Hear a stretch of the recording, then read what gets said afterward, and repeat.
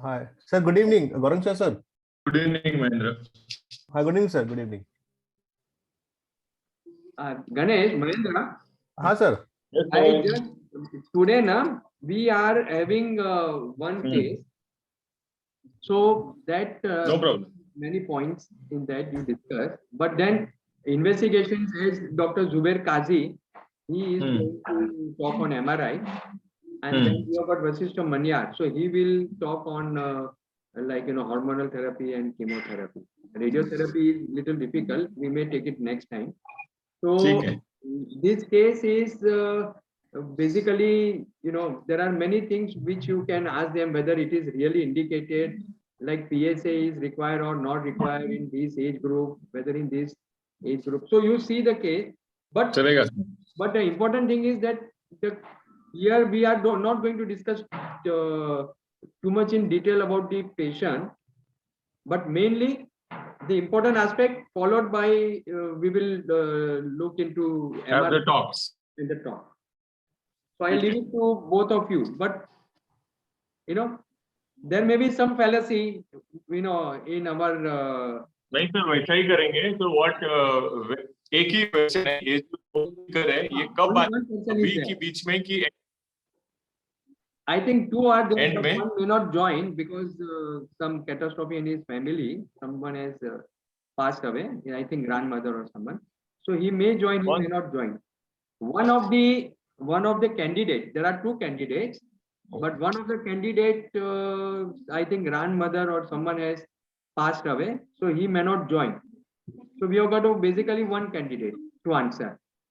No problem. So, sir, speaker will speak in the end ki beech mein? In between, once we go on an investigation, we will call Zuber Kazi. He will talk about MRI. Then you can proceed for how you are going to manage. Initially this case is very ideal for radical prostatectomy, and then later on he has developed recurrence. चलेगा sir. तो महेंद्र. हाँ sir. फिर तुम्हारा side effects मतलब hormone therapy का presentation में भी अगर नेक्स्ट टाइम कभी प्रोस्टेट हुआ तो करते. नहीं ये टाइम में भी कर सकते हैं if that. सर महेंद्र का बहुत अच्छा प्रेजेंटेशन है side effects of hormone therapy it is super मतलब. So then next time radiotherapy. What we can do is half an hour में केस फास्ट करते हैं और बाद में we can have diagnostics and दोनों स्पीकर का. हाँ. Can be done. So you decide. I am leaving up to you. How the case is going मतलब on. क्या है कि थोड़ा सा लोगों बच्चों को वो भी सुनाई देगा कि how to मतलब Mahendra has really a very nice presentation. Structure उसके साइड इफेक्ट्स क्या है जो अपने को पता नहीं रहते हैं एंड कई बार क्लिनिक में देखते हैं हम लोग. Okay. So you decide how to go about. Mahendra तो थोड़ा केस होने के बाद फिर तीनों टॉक ही होते हैं तो डायरेक्टली. ठीक है मेरा पीपीटी रेडी है. Just I find out and I am ready with that. वो वाला अच्छा है वो हार्मोन थेरेपी वाला. चालू करना है केस सर तब तक. Just let us see how much. Mr. Rakesh, please make Mr. Manoj Kumar Singh co-host. He is going to answer today.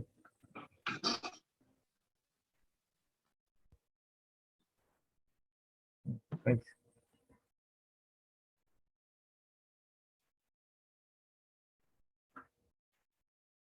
Dr. Gite has joined? Yes, sir.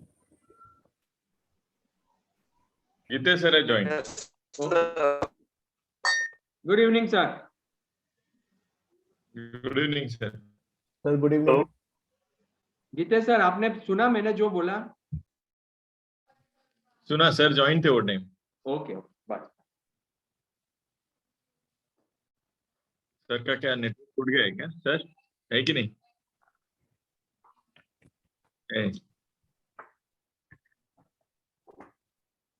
है गीते sir. Just wait for 2-3 minutes.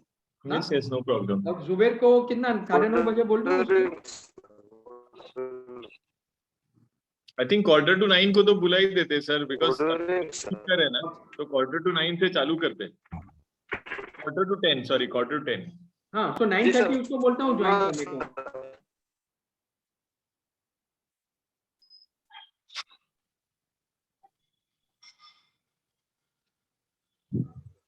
Hello hello हाँ बोल. Hello yes good evening sir Yeah, good evening. Yes I am doctor Manoj Kumar Singh from Patna IGIMS. Okay, one second. Hello, Zuber. Acha, you are already joined. Okay. I was just telling you that by 9:30 you join, like, but it is better. No. It's because the case presentation, if you see, then you will come to know, or you can join by 9:30 also. No problem. Okay.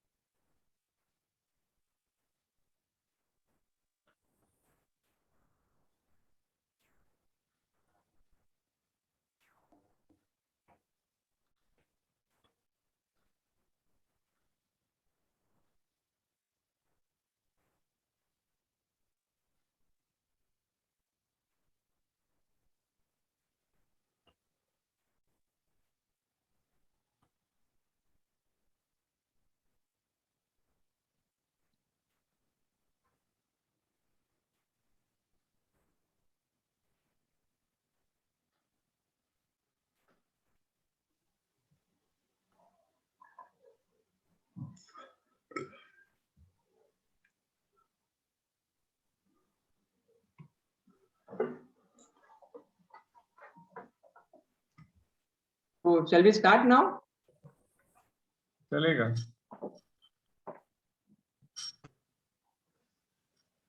Okay. So Ajin, who is answering today? Only Manoj, no? Yes, sir. Dr. Manoj Kumar Singh Yes, from sir. IGMS Patna.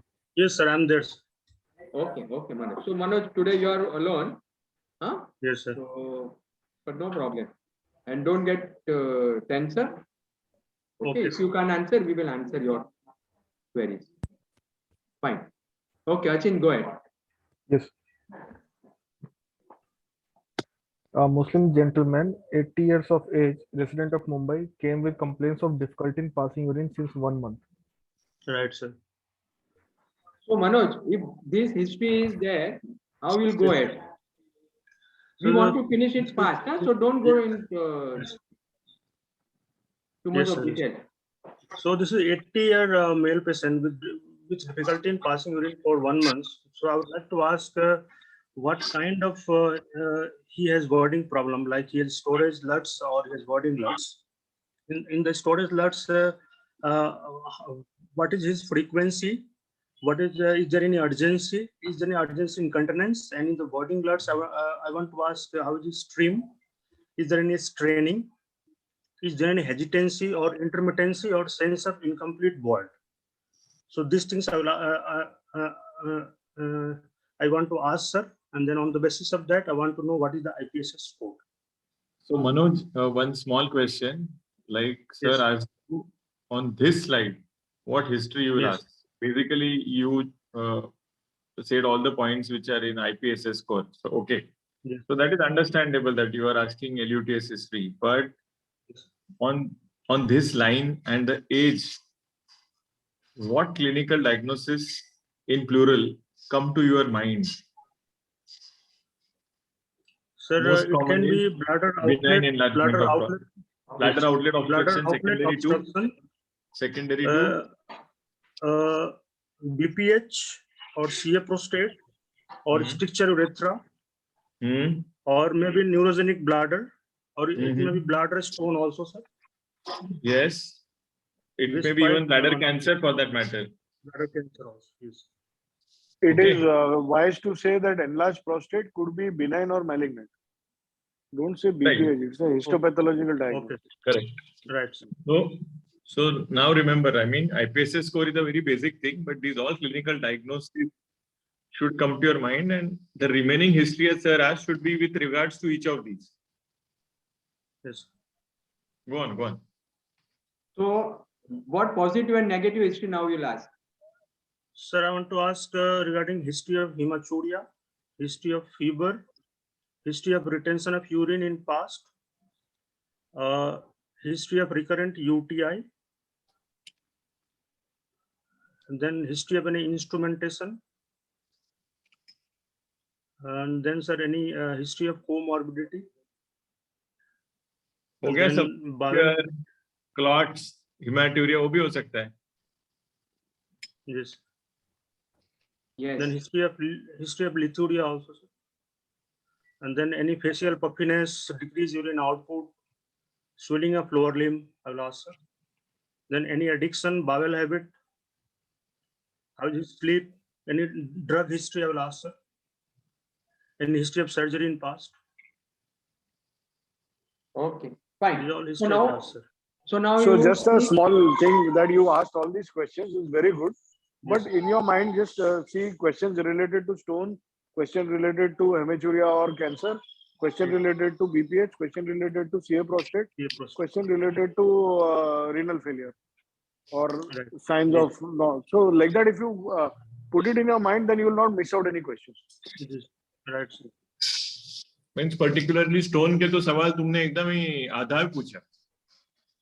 Sir, history of flank pain, I While saying you said stone in the urethra or somewhere like bladder, तो stone की history थोड़ी सी better चाहिए. So, sir, history of dysuria, history of flank pain, history of lithuria, history of fever, history of recurrent UTIs. That is our answer. Okay. Yeah. Achin, just show him. So Okay. Manoj, you will see how the sequence is going. Okay? Yes, right. Patient was What about family history? Yeah. Yes, family history, sir, I missed. With respect to what? My diagnosis is CA prostate also. So if there is family history, So family history में क्या क्या हो सकता है? CA prostate हो सकता है. किसी को वो पैराथायराइड वगैरह होता है कभी families में? Stone हो सकता है? सर मेन सिंड्रोम अगर सर फैमिली में है तो उसमें पैराथायराइडिज्म हो सकता है, सर हिस्ट्री ऑफ पैराथायराइडिज्म. और सर स्टोन डिजीज भी सर फैमिली में हो सकता है on the basis of same diet. Right. तो ये सब significant है. Yes. Yeah. Go on. Yes, sir. Patient was apparently asymptomatic 1 month back when he started developing difficulty in passing urine, as in overflow, increased frequency every 1 to 2 hours, with hesitancy, with sense of incomplete voiding. All these above complaints were incidence onset, gradually progressive, with no specific aggravating and relieving factors, associated with straining during passing urine and nocturia 2 times per night. And IPSS score is 17/35 as enumerated. Yes. So he has moderate LUTs, sir, both storage and body. Fine. So now, Achin, go ahead. Sir, no history of urgency, no history of burning micturition, no history of abdominal pain, fever, no history of vomiting, no history of any hematuria, lithuria, no history of facial puffness, expressional breathlessness, lower limb edema, no history of backache, bony pain, weight loss, no history of previous instrumentation or retention. Yes.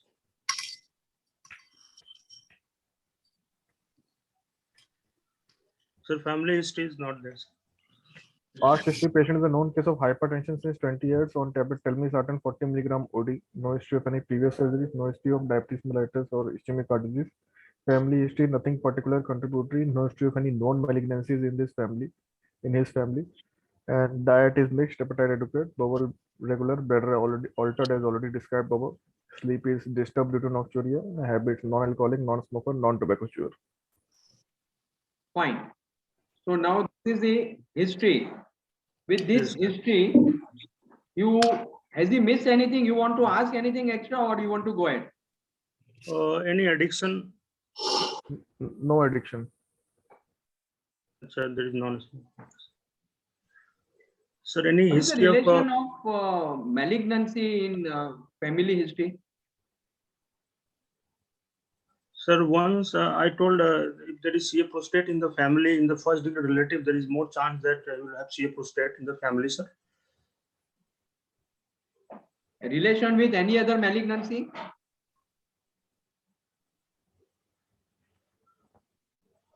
Renal malignancy होता है. Renal, yes. Okay. तो उसमें sir history तो only he has a 1 month history of LUTs, so उसमें history sir तो थोड़ा अलग होगा. जब फ्लैंक पेन और हेमाटूरिया एटलीस्ट रहेगा sir renal. Okay. Now, so this Correct. is a history. So, what Yes. are the differential diagnosis that comes into your mind? Yes. So my first duty will be, sir, now since he has only 1 month history of LUTs at this age, so my first diagnosis will be bladder outlet obstruction due to CA prostate, number 1. So number 2 will be bladder outlet obstruction due to BPH. So number 3 will be bladder outlet obstruction due to stricture urethra. Number 4, sir, there might be a bladder stone. Number 5, sir, neurogenic bladder. No bladder malignancy.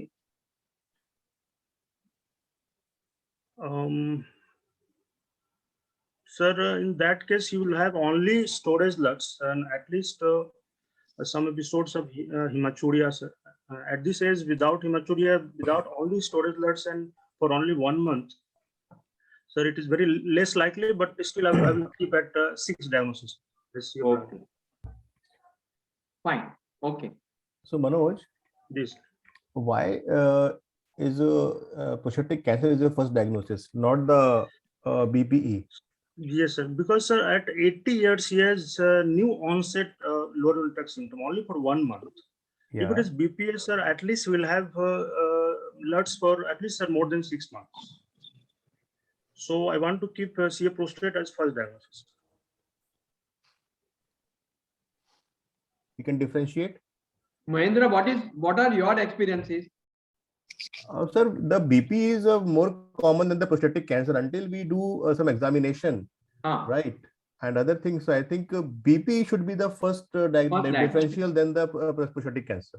Yes, I think all of us agree that BPH should be the first diagnosis, and second, you can talk of CA prostate. Okay. So in exam, be careful about it. Okay. Okay. Yeah. So next, what? Sir, next I will examine the patient. So what are the important things you want to see in this patient related to your differential diagnosis? Yes, sir. Sir, in the general examination, I will like to see his performance status, sir. His ECOG or Karnapsky performance status. Then his vitals, because he is known hypertensive for last 20 years. So how is his blood pressure? It is controlled or not? Then any pallor, and then any edema, then his nutrition build, and then, sir, any lymphadenopathy. Then I will examine his head-to-toe examination, then his back, and then I will go for, sir, local examination, first abdominal, then bladder, then sir, DRD and the genitalia, sir. And at last I will do the other system examinations. Achin, go ahead. Yes. General examination patient is conscious, cooperative, well-oriented to time, place, and person, moderately built and nourished. Pulse is 80 beats per minute, BP 110/80, respiratory rate is 20 cycles per minute, afebrile, SpO2 is 98% on room air, BMI is 24 kilogram per meter square, Karnofsky score is 80, no evidence of any pyloric stenosis, clubbing, lymphadenopathy, edema, head to toe and spine examination grossly normal. Okay, sir. All normal. Go ahead. So his performance status, sir, it is in Karnofsky 80, so it is grade 2, sir. Okay. Yes, and rest parameter are normal, sir. Local examination, external genitalia normal, circumcised, penile meatus normal, all hernia orifices normal, no palpable urethral thickening mass. And in rectal examination, no fissure, fistula, hemorrhoids, anal toe normal, prostate grade 2 enlargement, firm in consistency, smooth surface, non-tender, upper border can be reached, median sulcus palpable, rectal mucosa mobile, rectum empty, no blood on gloves. Yes. Right. This also is suggesting benign enlargement.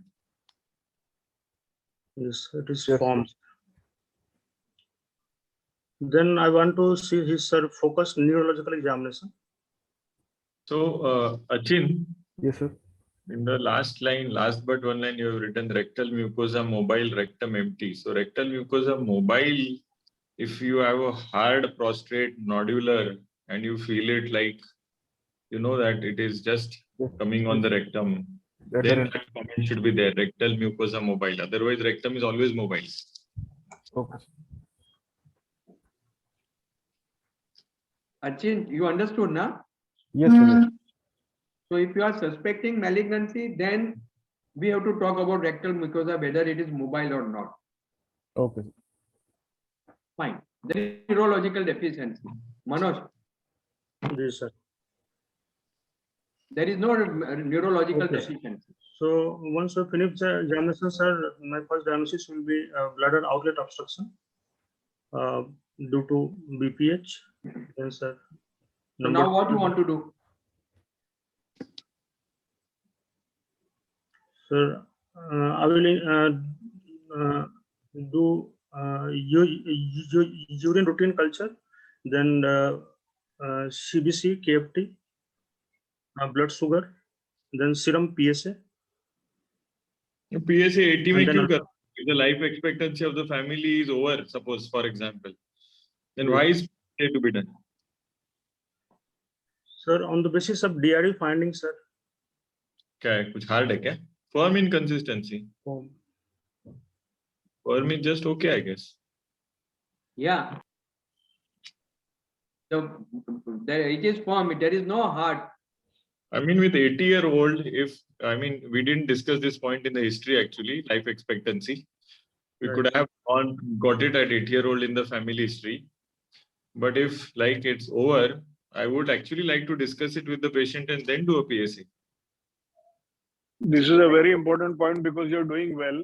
And suddenly at 80, if you ask for PSA, examiner is going to jump at it. You know the case. Yes. And 80, I mean, you should really discuss it with the patient relatives and then do the PSA. Because it might be totally unwanted if the life expectancy is around that much only. Okay. So you are getting, Manoj? Yes, sir. So why decision making. You know, importance of this case at the age of 80 years, what Dr. Ganesh Bakshi is telling you? Yes. And so in the exam also, this is important. So what are the important guidelines? When you will do PSA? If there is family history of CA prostate, sir. Okay, that's right. I will do as screening. At what age you that is you're DRE, saying in relation to this screening. case. You are saying in relation to this case. Sir is asking you a general question. When will you do PSA? Sir, you tell in all the situations. Yes, on DRE, if it is hard nodular prostate, then I will do, sir.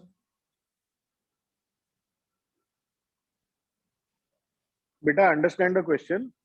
The sir is asking in which populations you will do PSA. At the age of 50, you will do 50 to 60 you'll do, or you'll do in the patient who has got a positive DRE, you'll do patient in who has got a positive family history. And in elderly patient, you'll explain and do the PSA, or you'll take consent and do the PSA. All the scenarios is Sir, I asking. will do in the age group of more than 55 years, sir.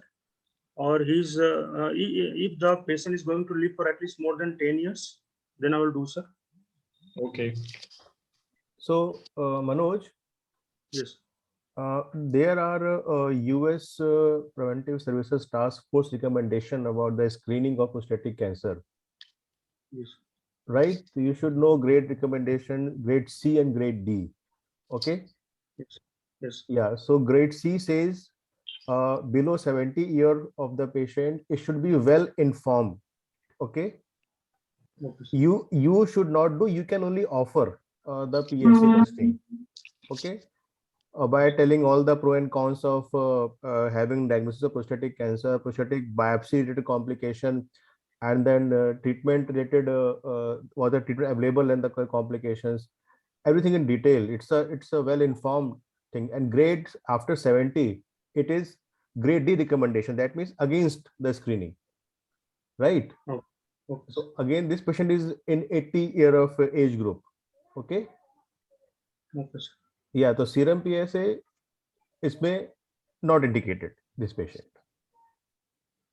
So Manoj, this guideline is important. Huh? This is what you should quote in the exam.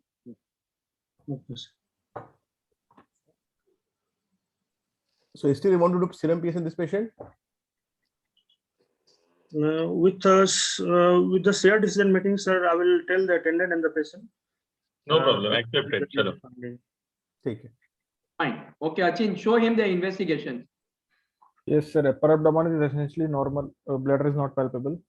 All the systems are normal, sir.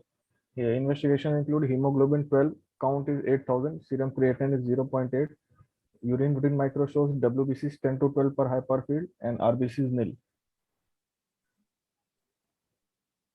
USG QOB shows both kidneys are normal in size, shape, outline, ecotexture, biotal CMD well maintained, biotal ureter normal, coarse in caliber, unitary bladder well distended with normal appearing walls. Prostate is 50 grams, pre-void is 330 cc, post-void is 80 cc. Okay, sir.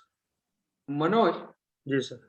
so these are the things you have asked. You don't want to ask anything more. He is 80 years and he has got lower urinary tract symptom, more of the, I think, voiding Voiding problem. more. Yes. So want to ask anything more? You are He happy asked with for the this PSA. investigation? There's a serum PSA, sir, with shared decision making. And the uroplometry also, sir. Okay. Show him uroplometry. Yes, sir. Yes. So he has voided 190 ml with the Qmax of 15.4 with the average flow of 12. And No, average flow rate is 7.1. yes, sir. The average is 7.1 ml, sir. This is normal or not normal? Sir, the peak has reached fairly means early, but for his voided volume and the Qmax, sir, it looks normal, sir. So you consider this as a bell shape or it is not a bell shape? Sir, it is not a bell shape.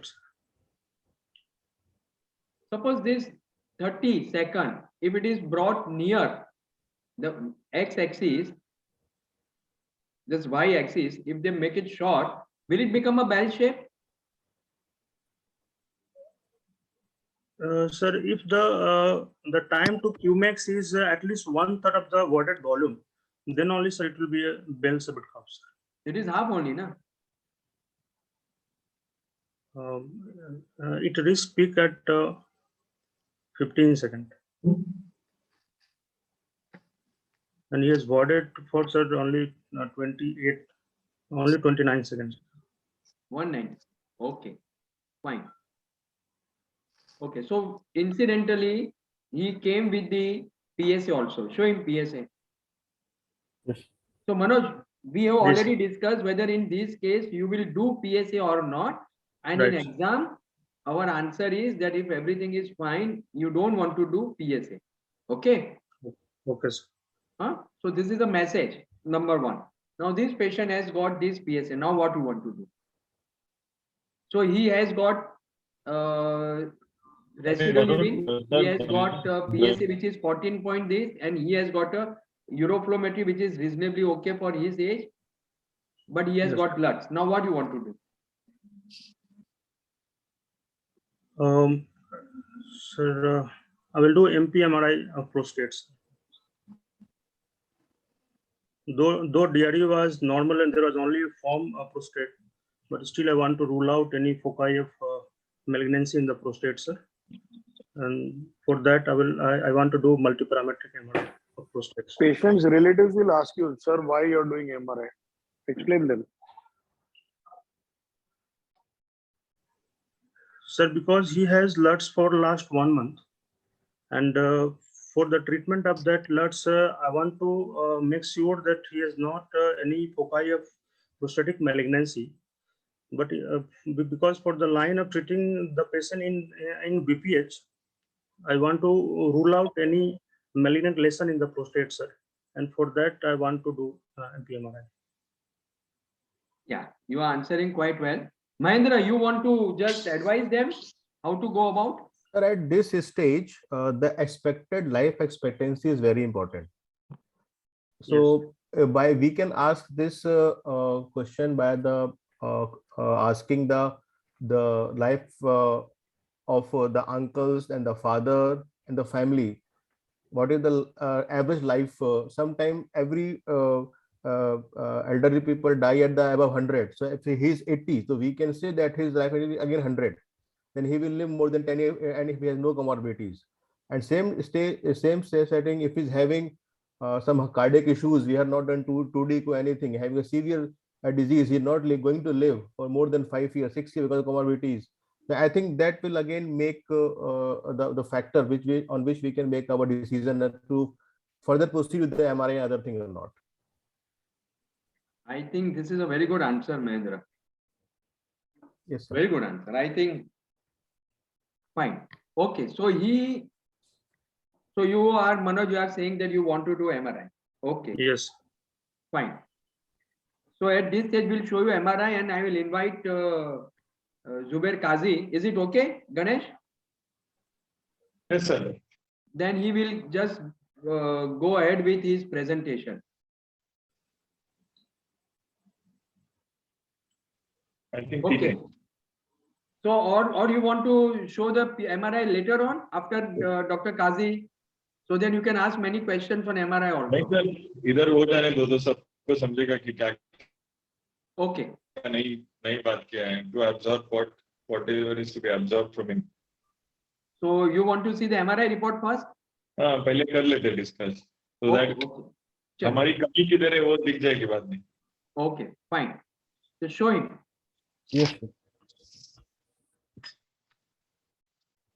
Sir, MRI report shows volume of the prostate is 45 cc with multiple pyretes, 3 spore noted in the peripheral zone and 1 pyretes, 4 spore noted in the peripheral zone also. So Manoj, what do you want in the MRI? You ordered an MRI probably because the PSA was high, right? Right. So if this PSA was high, what would you have ideally done next? Or what do you think, why the PSA was high? The DRE was just firm in consistency. It was not technically hard or anything. Yes. Sir, if PSA is generally more than 4, then there is more chance of malignancy, sir. So I wanted to rule out malignancy only by doing MP-MRIs.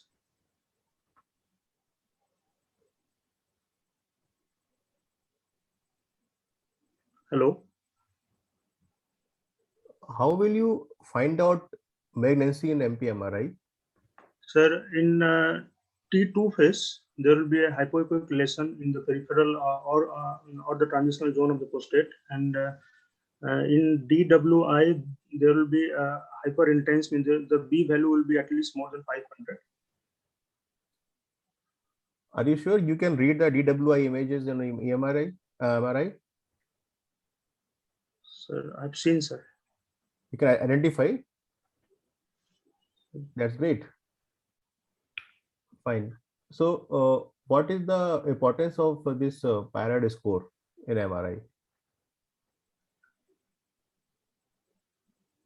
Sir, if the PIRAD is more than 3, then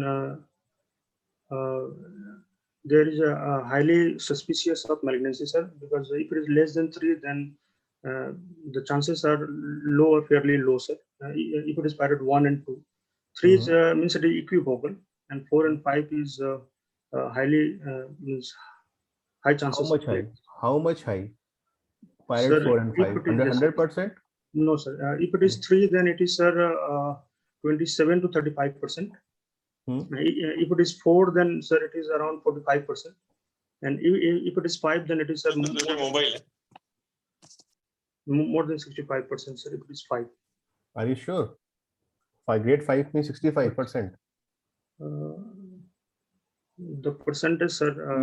You should know. You should know, right? What is the fast negative rate in multiparametric MRI with PIRADS 5 and 4? Okay. Okay, sir. Yeah, fine. Basically, another thing what you want to do in MRI. What was the main purpose to do an MRI in the patient? One, to know the PIRADS, sir, and the other, once I plan the trust guided biopsy, then I can do a cognitive biopsy from the MRI. I will imagine and I will locate the lesion better in the trust guided ultrasound. So I will do systematic biopsy plus targeted biopsy, which is called as cognitive biopsy. If I have done MP-MRI before biopsy, sir. So again the role of targeted biopsy comes when patient having a prior negative biopsies and rising serum PSA, right? Yes. So as a first incidence, you should not see the targeted one. Okay. This is done for the prior negative biopsy. And the role of MRI is not only diagnosing the prostatic cancer, also about the staging. Staging means it is a T3 disease, like T4 disease. Okay. Yes. That will change the management also, right? Yes. So that is the purpose of doing MRI. Okay, not for diagnosis. Okay. Any stage also you can identify by the MRI. Okay. Right. So what do you think by the MRI report? Sir, there are 2 lesions. One is PIRAD 3 and one is PIRAD 4 in the peripheral zone on the right side. And what next line? Everybody want to listen in this group. The extension is a localized disease or locally advanced disease. There is a mention of any capsular bulge or neurovascular bundles are involved or not? About the bladder neck, about the cellular cycle, anything is mentioned in the MRI? Nothing in particular, sir. Somewhere they have mentioned in left neurovascular bundle poorly visualized at mid gland level, and But right involved or neurovascular not? bundle unremarkable. So these things are important, Manoj, right? Yes. Yeah. That will this thing used for the counseling of the patient for the biochemical recurrence after the different therapy, either surgery or the radiation. Okay. Yeah. Now, what will you do next after the MRI? So from the MRI, sir, we have got here's 5 means PIRAD 4 lesion which is localized. Then I will do, sir, trust guided prostate biopsy. But somebody put in the group there is a percentage on 10 to 12. Want to do a biopsy in this patient? Sir? In urine, I think pus cells are 10 to 12. Yes, sir. Defend yourself, no? You had asked for a culture. So ask for the do you want to do a culture. biopsy? Yes, Want to do a biopsy in such a scenario? I will do a urine culture, sir. And asked for it already, no? You had already asked for it. Yes. On the basis of sensitivity of the culture, I will start antibiotic. And I will do one coagulation profile, and then I will plan for biopsies. After the antibiotic therapy, serum PSA becomes 3. You had an MRI. Now what will you do? Biopsy? Yes, sir. Still I will do biopsy. Why? Serum PSA is 3 normal range. Because he has got in MPMRI there is pyrite 4 lesion, sir. How many patients with serum PSA 3 will get prostatic cancer? Percentage? Considering in mind, prostatic gland is also 45 cc. Yes. Now answer. It is around 10 to 15%, sir, if it is more than 3. Okay. So do you think this patient is in that range?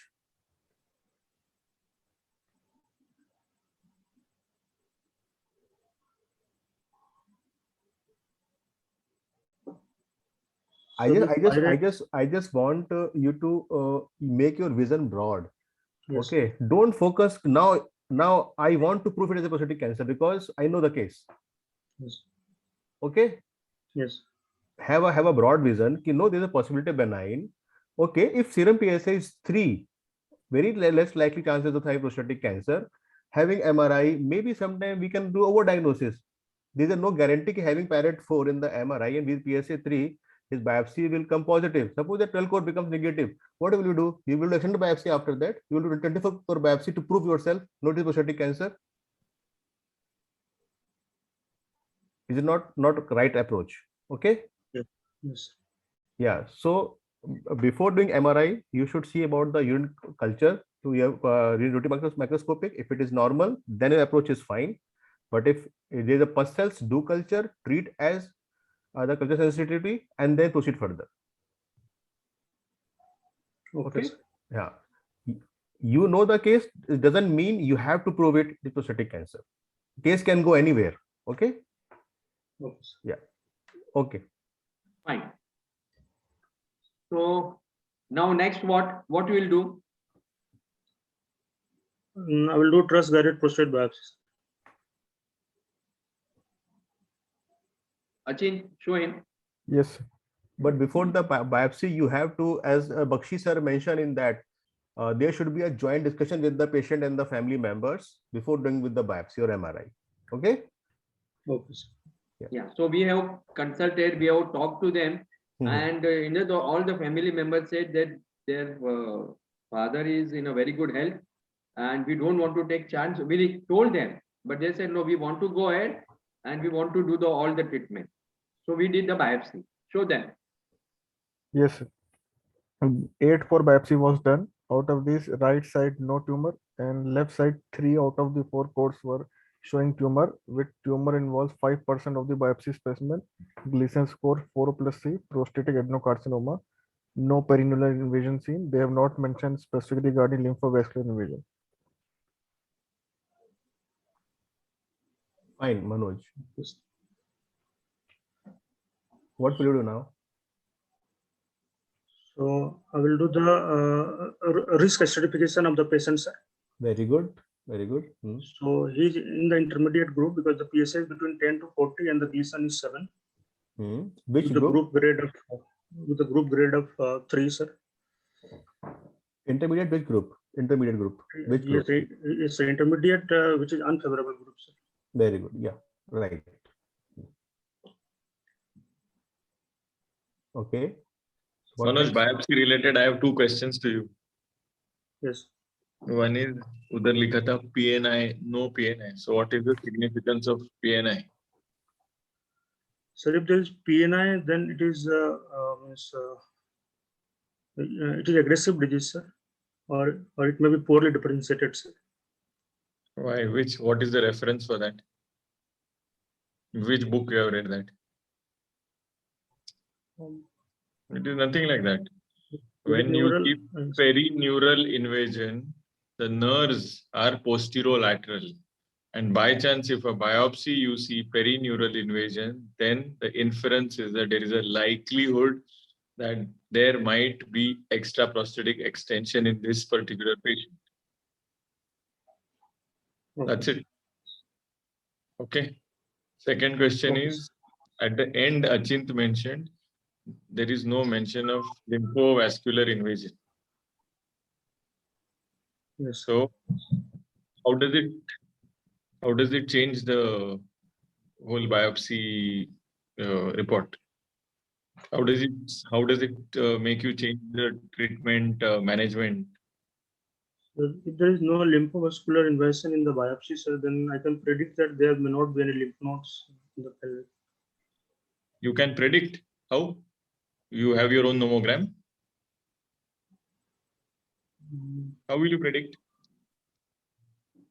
That's a too generalized statement. There is nothing like that. Tomorrow, if I have the same biopsy in a 60-year-old patient with, say, LV invasion, if somebody has written, I would still go ahead with surgery or radiation, whatever I have planned.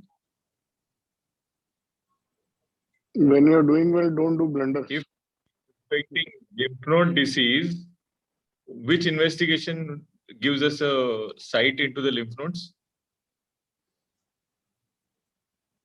You can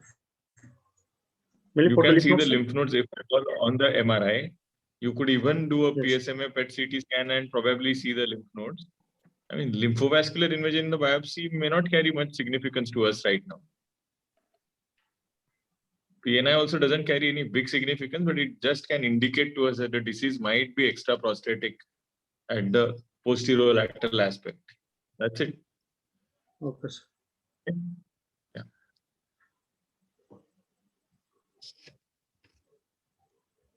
Abhi kahan hai hum log? MRI, right? Biopsies. Yeah, just we ask for the favorable to unfavorable certification. What next? This is unfavorable. Now what will you do? Now you have stratified. What is the next step in malignancy? Sir, I will discuss with the patient regarding various. Wait a minute. Cancer patient, local staging done. What next? Do you think at unfavorable, I will do metastatic. I'll do metastatic workups. Yes. Okay.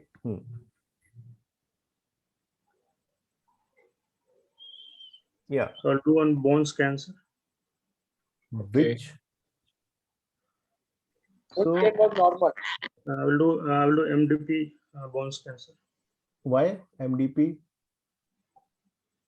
Why not fluoride? Fluoride can. Sodium fluoride PET scan. Why not PSMA? Why not PET choline?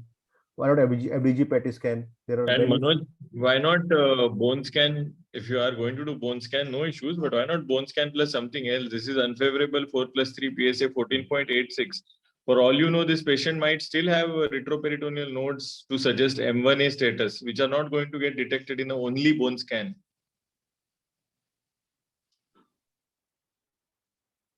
I hope you got my point. Yes.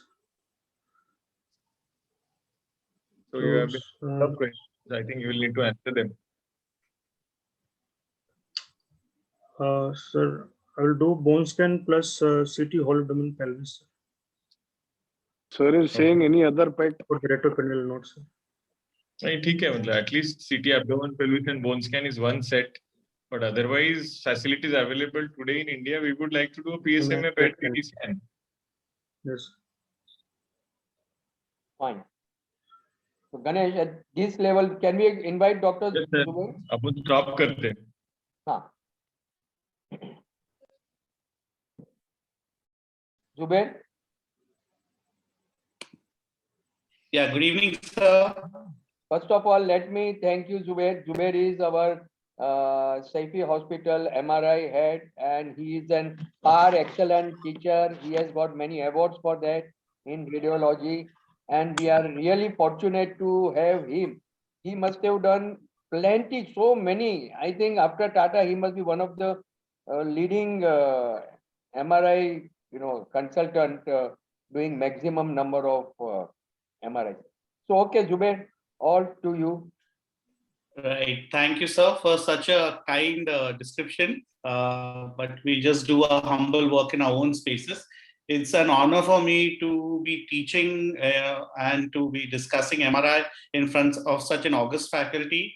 And I can see there are about 60 people joined in so late in the night on a weekday.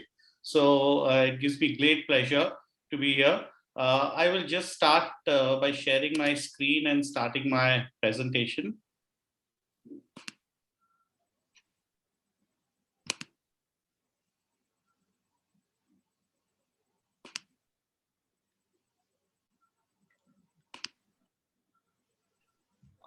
One second.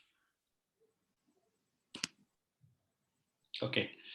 So today I will be speaking to you about the role of multiparametric MR imaging in cancer of the prostate.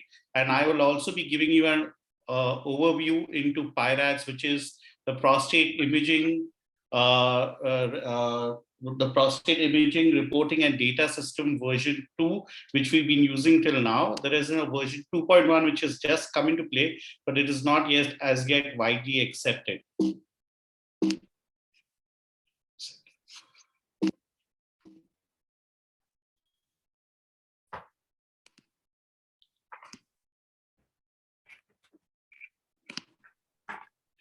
So why do we discuss so much about cancer of the prostate? Because it is the most frequently diagnosed cancer in men, accounting for almost 25% of all cancers in males, compared with 15% for lung cancer.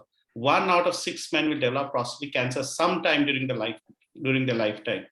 It's the second most common cause of cancer-related deaths, and the prevalence increases with age. 34% of men in the 5th decade, and up to 70% age 80 years old. So as the life expectancy in our country and around the globe is going up, we will tending to be seeing more and more cases of prostatic cancer. Now, what has happened over the past 25 years is that the 5-year survival rate for all stages of prostatic cancer combined has increased from almost near 70% to almost 99%. The 10-year survival rate is 93%, and the 15-year survival rate is 79%. And all these improvements in survival, particularly at the 5-year survival rate, are commonly attributed to earlier diagnostic methods which are available and the improvements in treatment modalities. Now, what is the goal of diagnosis and treatment? One is to accurately detect what are clinically significant prostatic cancers. You stage them locally, you localize them. And based on these, there are various treatment modalities which are available for us, right from radical treatment like prostatectomy for organ-confined tumors and hormone ablation radiation therapy for advanced extraprostatic disease, or local and minimally invasive therapy choices for organ-confined prostatic carcinomas like cryoablation, RFA, brachytherapy, etc. But one common thing in all these is these all therapies require that we exactly localize the cancer.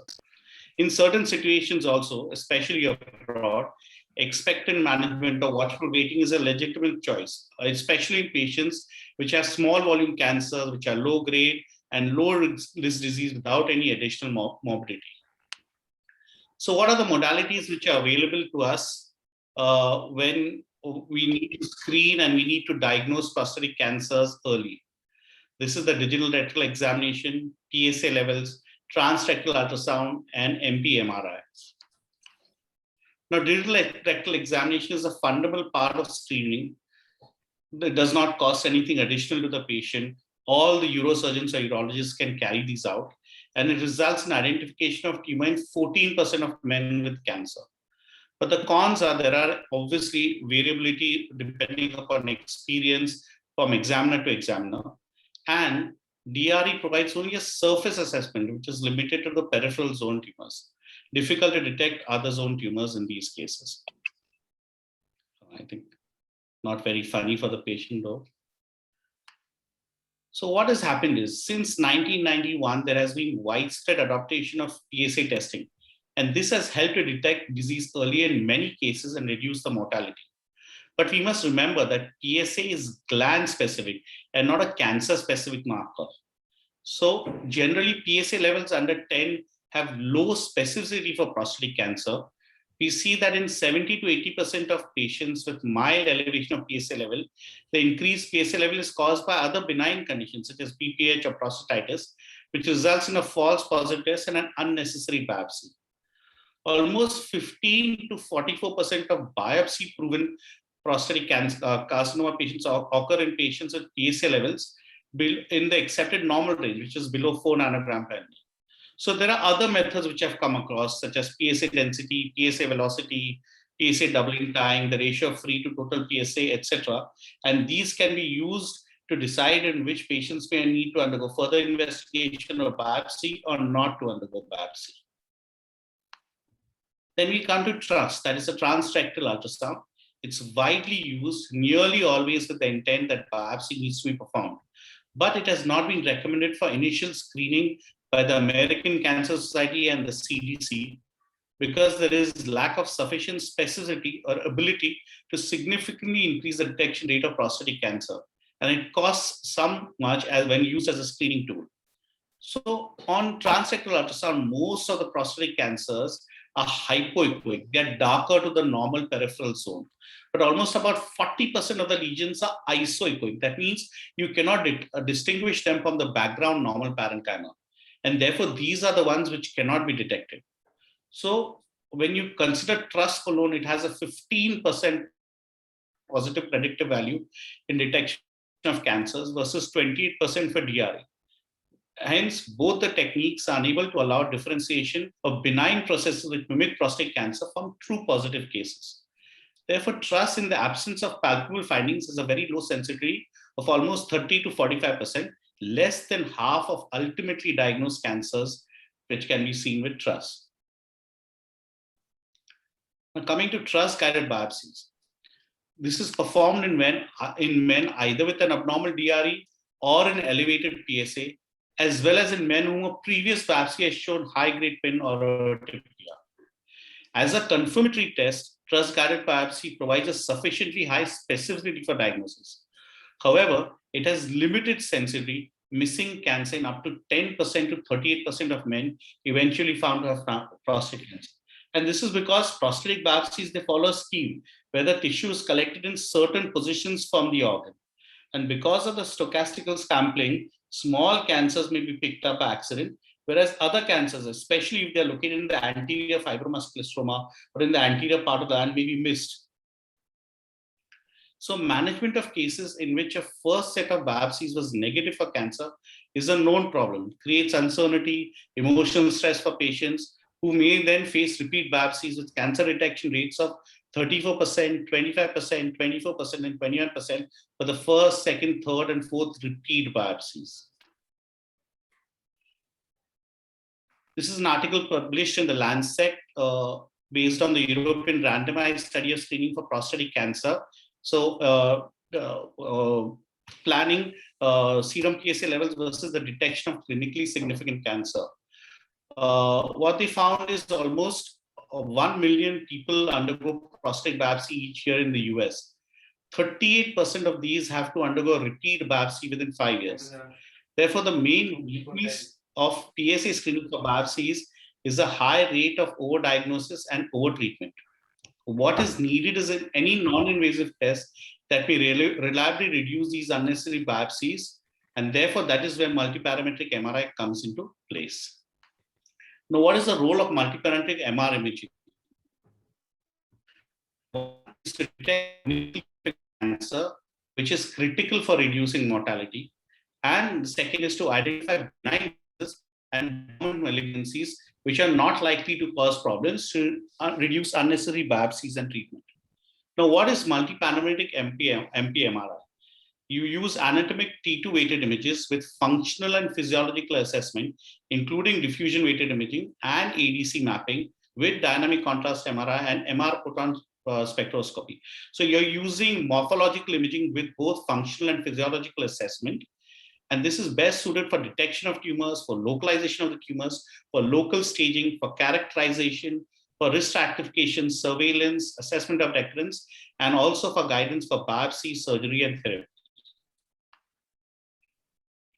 A small history. In 2007, the International Prostate MRI Working Group developed a research strategy and identified what was excessive variation, performance, interpretation, and reporting of prostate MRI exams. So in 2012, the ADMITEC Foundation, along with the European Society of Urology, drafted guidelines, including a scoring system, which became the basis for the PIRIDES version 1. And this was further modified in 2016 to include various other parameters and resulted in the development of PIRADS version 2, which is what has been used all these years since then. Now, PIRADS version 2 was designed to promote global standardization and diminish variation in acquisition, interpretation, and reporting of prostate multiparametric MRI. The important part is that it is the PIRADS has been described only in treatment-naive prostate glands and not in post-treatment glands or in glands in which we are suspecting biochemical recurrence. The specific aims are to establish minimal acceptable technical parameters, to standardize terminology and content of reports, to facilitate use of MRI for targeted biopsy, develop assessment categories, collect data, and monitor outcomes. So what are the various clinical considerations which are defined in PIRADS? One is, what should we do first, the prostate biopsy or the MRI? So generally, if a prostate biopsy has been done where MRI is not available, you tend to postpone the MRI until a later date, because the post-prostatic hemorrhage which is there, which may mask clinically significant cancers on some sequences. And therefore, at least an interval of 6 weeks or longer between biopsy and MRI should be considered for staging. Okay. As far as patient preparation goes, there is no consensus regarding all these. Some of the people give antispasmodic agents, but it is not routinely given in our institution. The 3 Tesla always definitely has an advantage of 1.5 Tesla because you get increased signal to noise ratio, increased spatial resolution, temporalization of both. Presence of an endorectal coil also increases signal to noise ratio in prostate, and it's of advantage in large patients where the signal to noise ratio in prostate may be compromised on routine scanners. However, there is increased cost, there's increased time for examination, and there are a lot of artifacts, and the patient is definitely uncomfortable.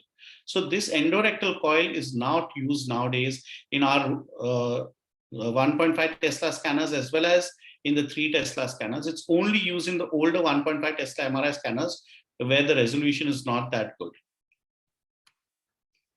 So this is a seminal study which was this thing, and the conclusion that they arrived at is generally agreed that surface coils, that is non-endorectal coils, are sufficient for detection and localization of significant prostate cancer. So these are the various sequences that we take: T2 weighted sequences, actual T1 weighted diffusion, ADC, and dynamic contrast enhancement. I will not bore you with the technical jargon. And this is how the normal anatomy looks like on the T2 weighted and the endorectal scans. So we scan, this is the planning image, which is a sagittal image, and these are the levels of the axial scans that we see. This is at the level of the seminal vesicles, at the level of the base, mid-gland, and at the apical level. What we can see is the different parts of the prostatic gland can be very well delineated, such as the anterior fibromuscular stroma, which does not contain any glandular tissue at all. Then the transition zone, which surrounds the urethra proximal to the verumontanum and contains about 5% of the glandular tissue. Then the central zone, which is surrounding the ejaculatory ducts and contains about 20% of the glandular tissue. And the outer peripheral zone, which contains 70 to 80% of the glandular tissue and accounts for most of the prostatic cancers. So 70 to 75% of prostatic cancers originate in the peripheral zone and 20 to 30% in the transitional zone. Cancers originating in the central zone are uncommon, and these are usually secondary to invasion by the peripheral zone tumors. Now, what is a prostatic capsule? It's not a true capsule. It's an outer band of concentrated fibromuscular tissue, which is inseparable from the prostatic stroma, and it is incomplete anterior and apically. So we can visualize this on T2 weighted image as a thin, dark rim partially surrounding the prostate. It serves as an important landmark for assessment of extraprostatic extension. So you can see this thin, dark rim which is there, which is surrounding the prostate. It can be very well visualized on the T2 weighted images. And the pseudocapsule or the surgical capsule is compressed prostatic tissue at the interface of the transitional zone with the peripheral zone. And again, it is seen as a thin, dark rim on T2 weighted MR. PIRADS also divides the prostate into various sectors for easy description, reporting, and for localization for MR targeted biopsy and therapy.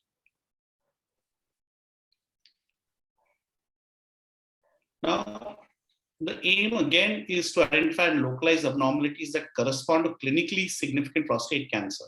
The clinically significant prostate cancer is defined on pathology or histology or Gleason score, which is greater than 7, including 3+4 with prominent but not predominant Gleason 4 component, and a volume less than 0.5 cc and or extraprostatic extension.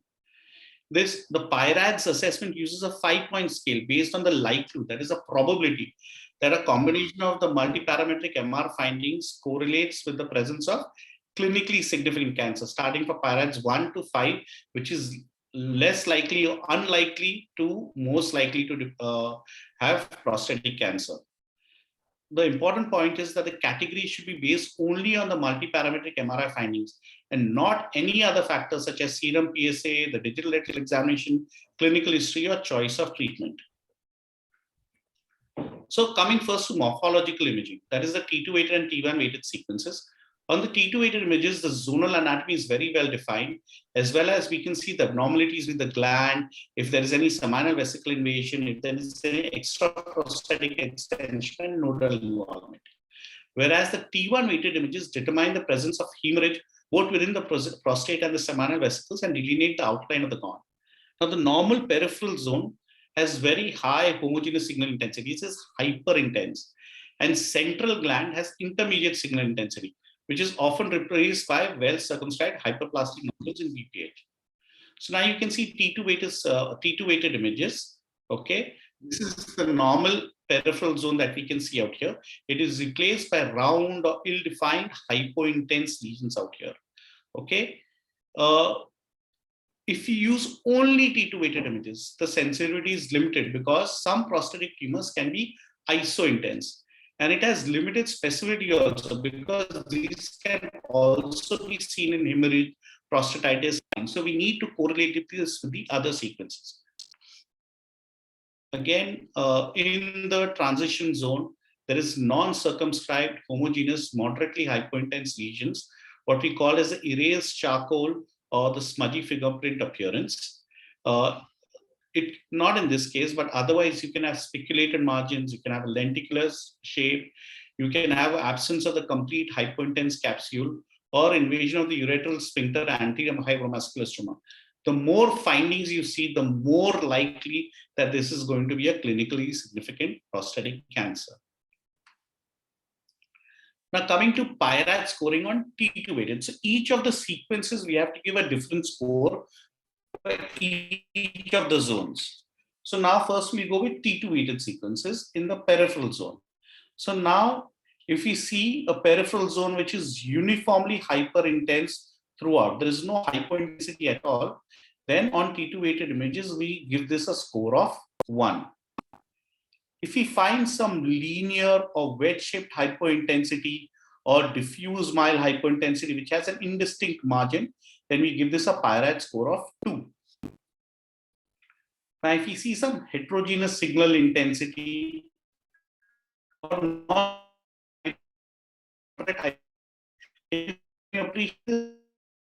darker than the piece that we are seeing out here. Okay, so this is darker than the others. So this is given as PIRAD 3. As far as it's not into 4 or 5, it is not circumscribed homogeneous, so it is not greater than 1.5 centimeters. This fits into PIRAD 3.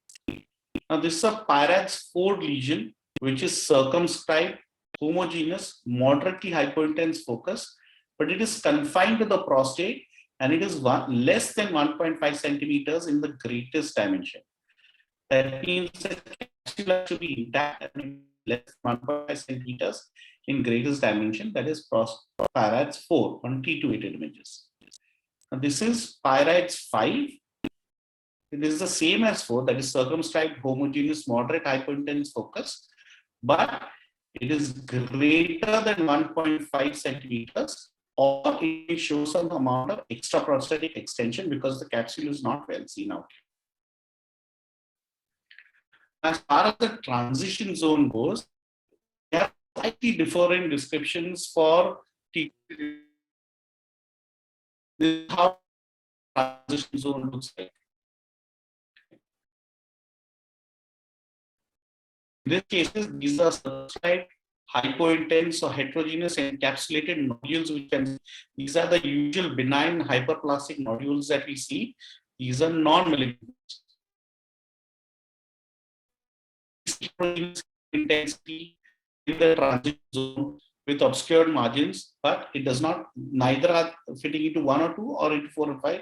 We put it as 3.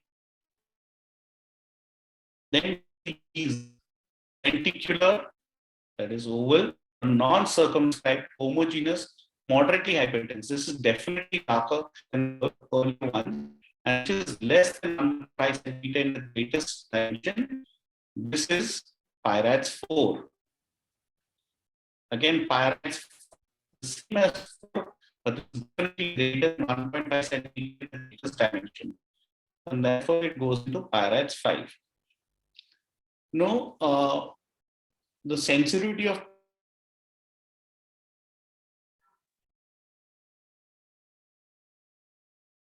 Zuber, your voice is not heard properly.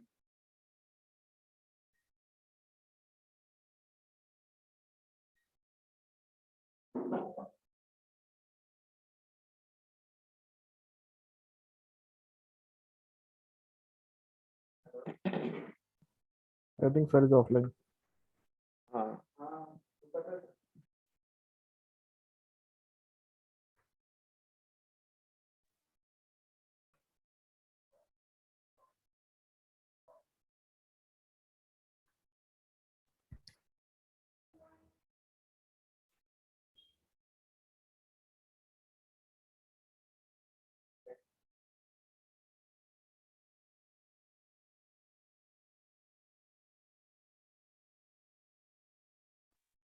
Zuber, we can't hear you.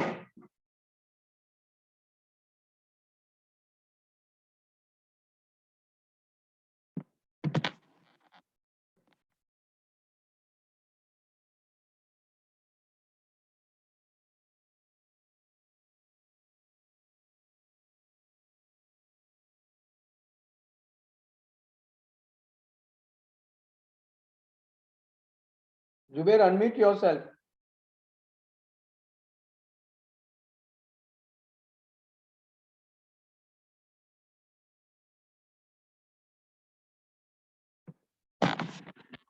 Zuber, unmute yourself. We can't hear you.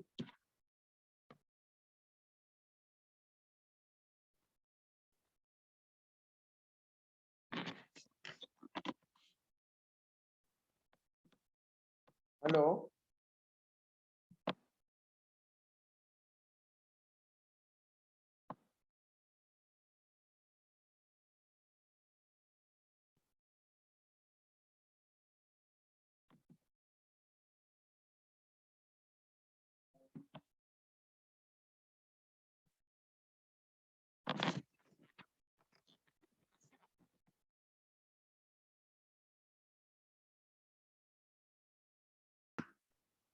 yes, definitely.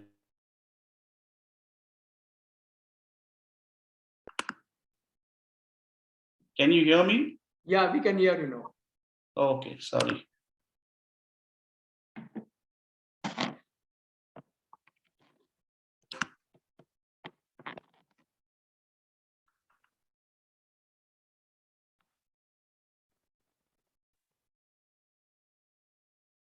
Just a minute.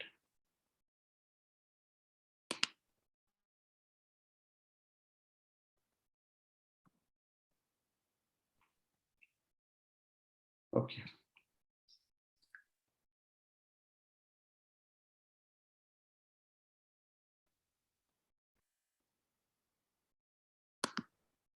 Yeah.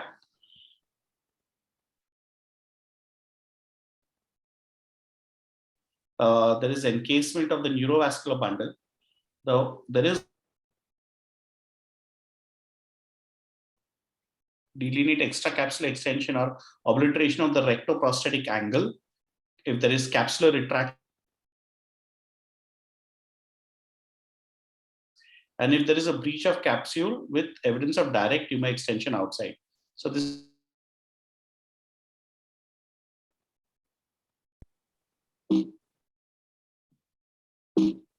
Your voice is breaking, Zuber.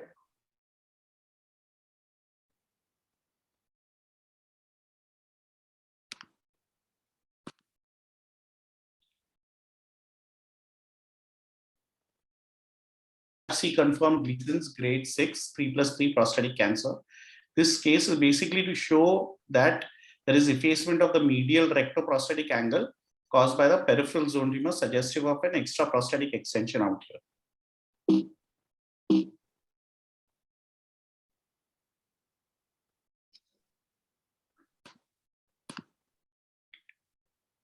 And this is to show the manner where involved.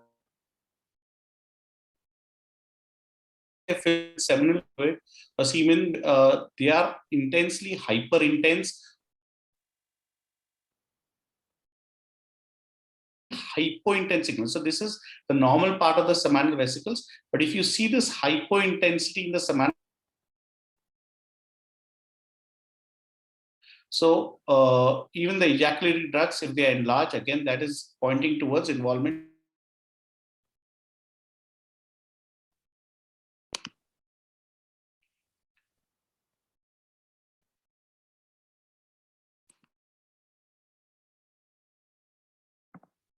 Zuber, your voice is breaking. We can't hear you.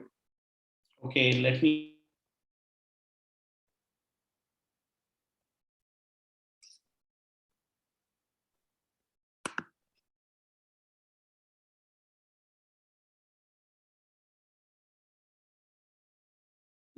Let me just switch my internet and come back.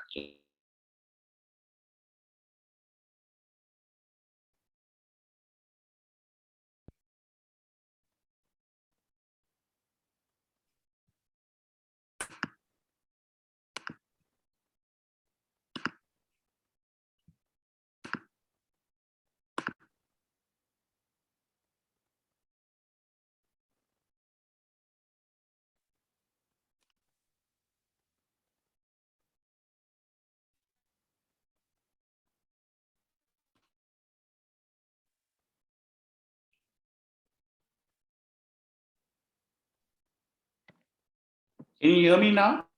Yeah, now we can hear you. Okay. So after morphological imaging, we come to functional imaging.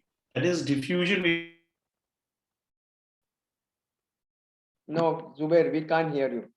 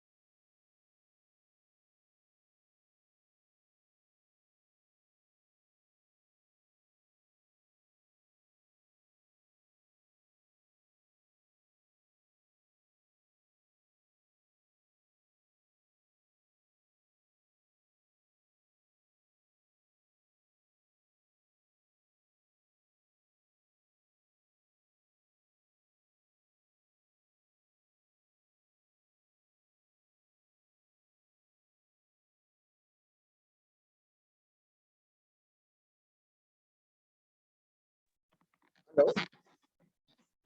This line is not clear. So Ganesh, can we go ahead with Mahendra's presentation?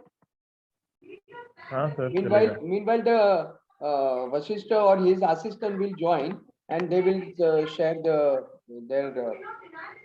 presentation. So let Mahendra start it. Mahendra. Yeah, yes, sir. Yes. Mahendra sir. So let me share my screen.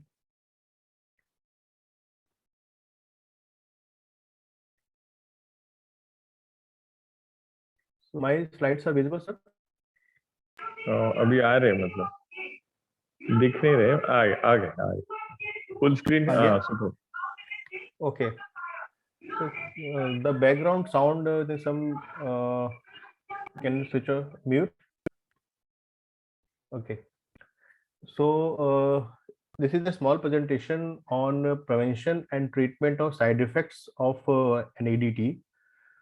We all know about the ADT, how it works, what are the different type of ADTs.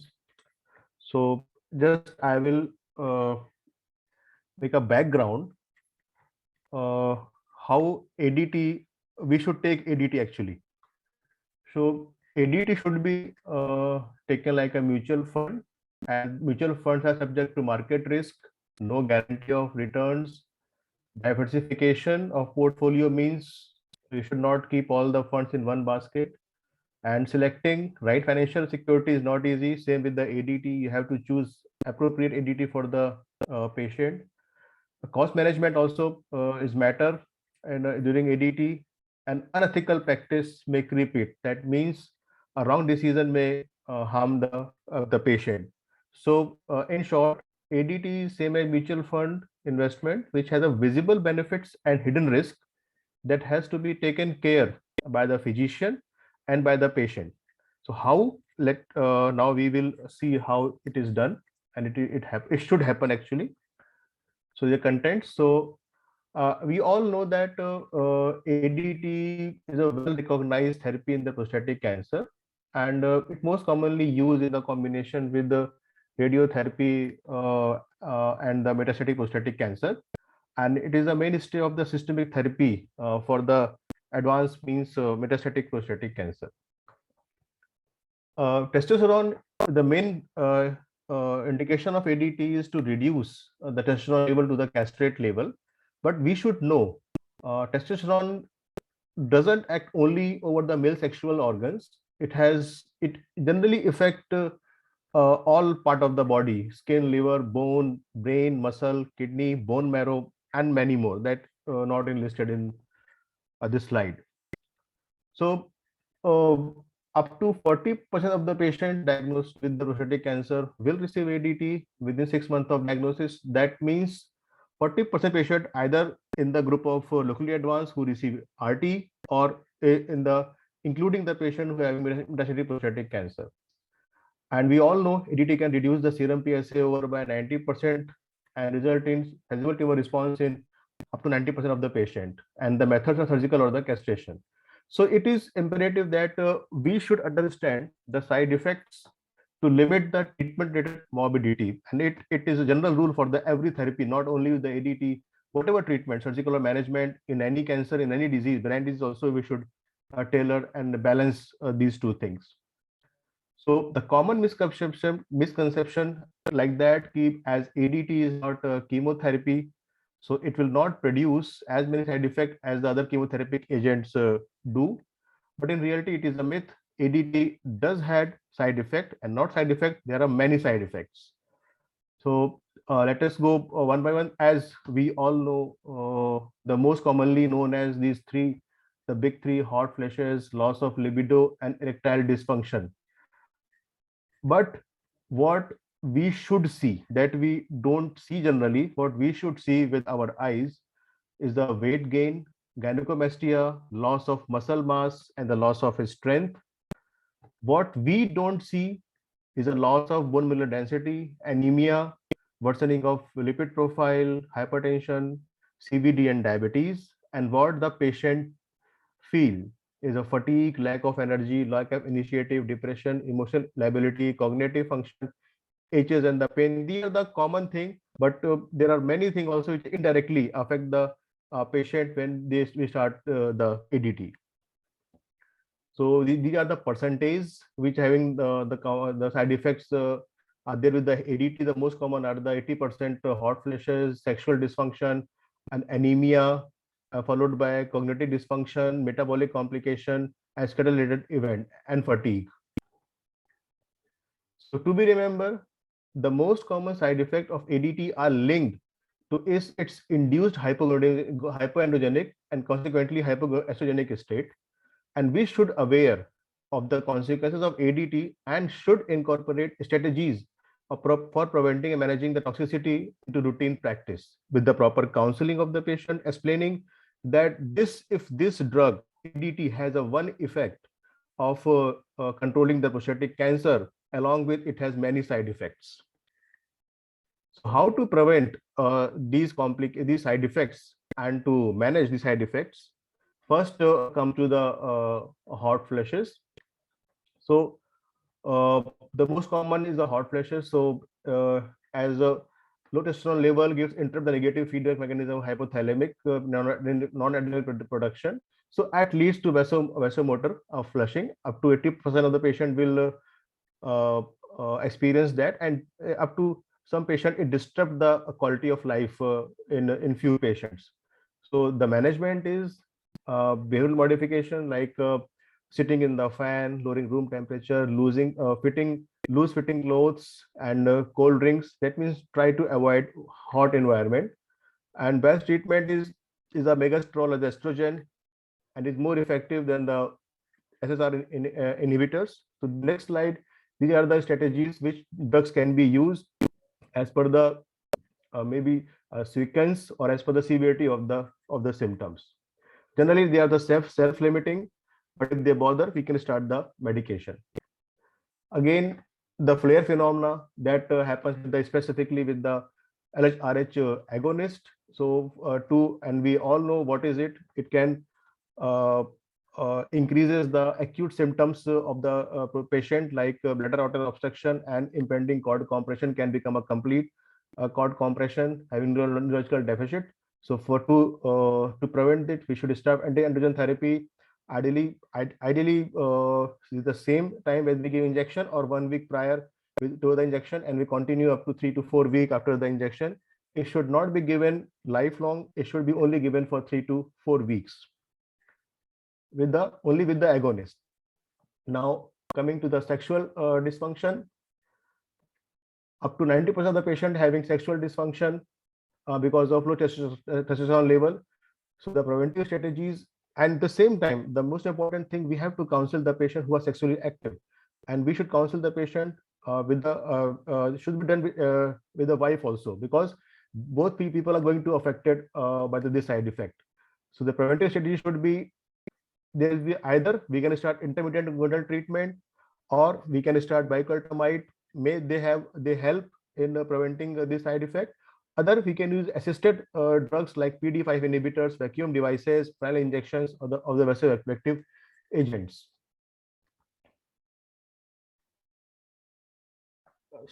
Slide is not moving. Just wait a minute.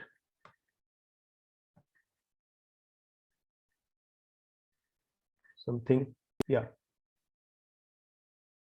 So ADT survivor group recommend a strategy for the erectile dysfunction are the prenatal parenteral estrogen therapy, either gel or patches, induces psychological intervention, sexual therapy technique, and the drugs already mentioned.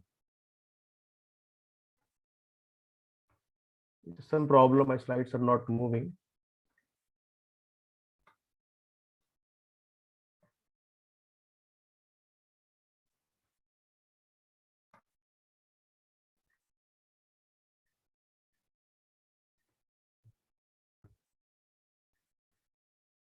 Yeah, and the bone health, that is we should take care of bone health. Why? Because the bone affected prostate cancer by 3 ways: by the cancer itself, by the ADT, and by the steroid if patient is on enzalutamide and the other medication. So bone health should be very important in the managing the patient who is on ADT. So that how it impact because ADT testosterone level decreases, and that leads to the decreased bone mineral density, and there's a chances of adverse event by 20%. So how we can manage this? We should start them on calcium and vitamin D when we start ADT. Biphosphonate should be given only there is some chances of fracture, like where we can do either DEXA scan or the FRAX score can be done to measure the risk of fracture. There's no role of bisphosphonate in the hormone sensitive prostatic cancer. Only in CRPC they shown some benefit in preventing skeletal event, but even in HSPC patient having a severe symptoms and bony pain and high risk of fracture, we can give bisphosphonate in those also. But be aware of jaw necrosis and renal failure while using the bisphosphonate. There's some problem with slide not moving.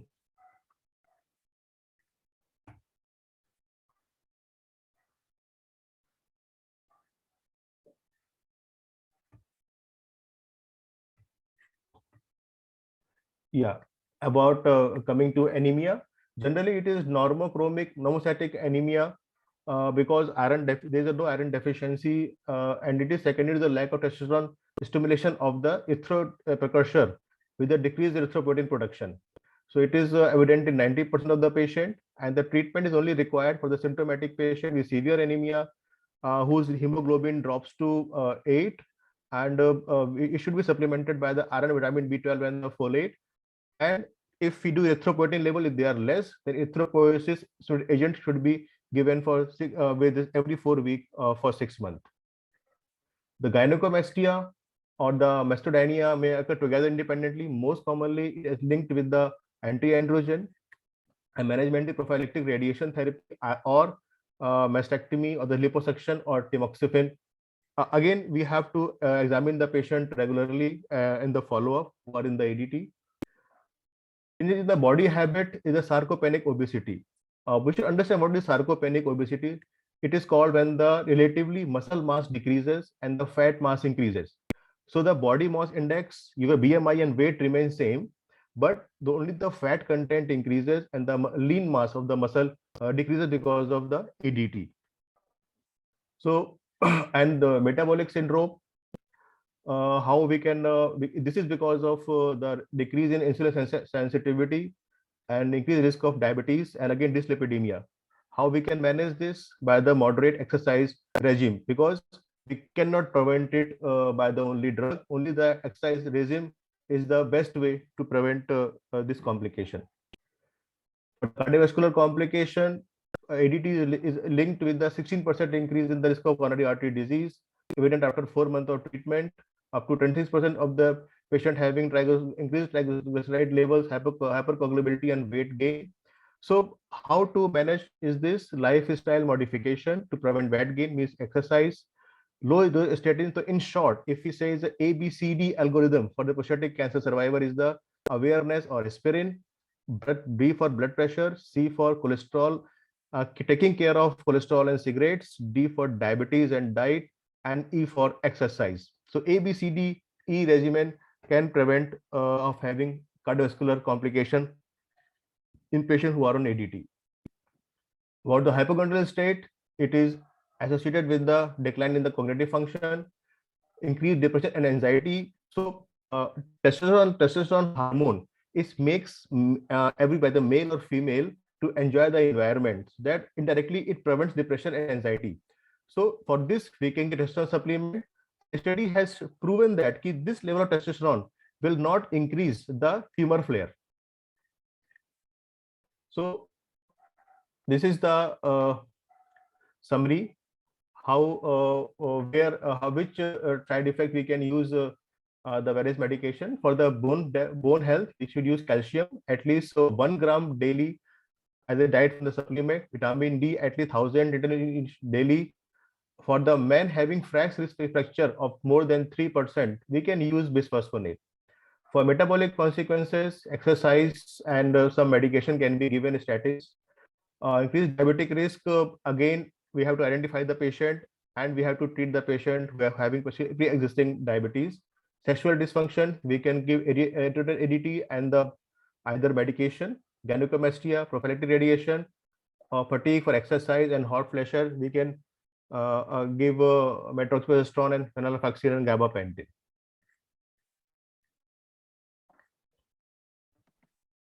Again, slides are not moving.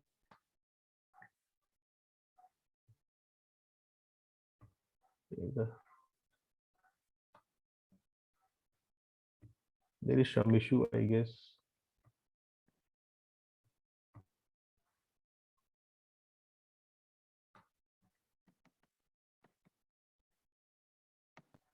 Technical team, can you just see this? I think technical team may not be there at present. Okay. Only 2 slides are remaining. Rakesh, are you there? Yes, sir. Can you help me?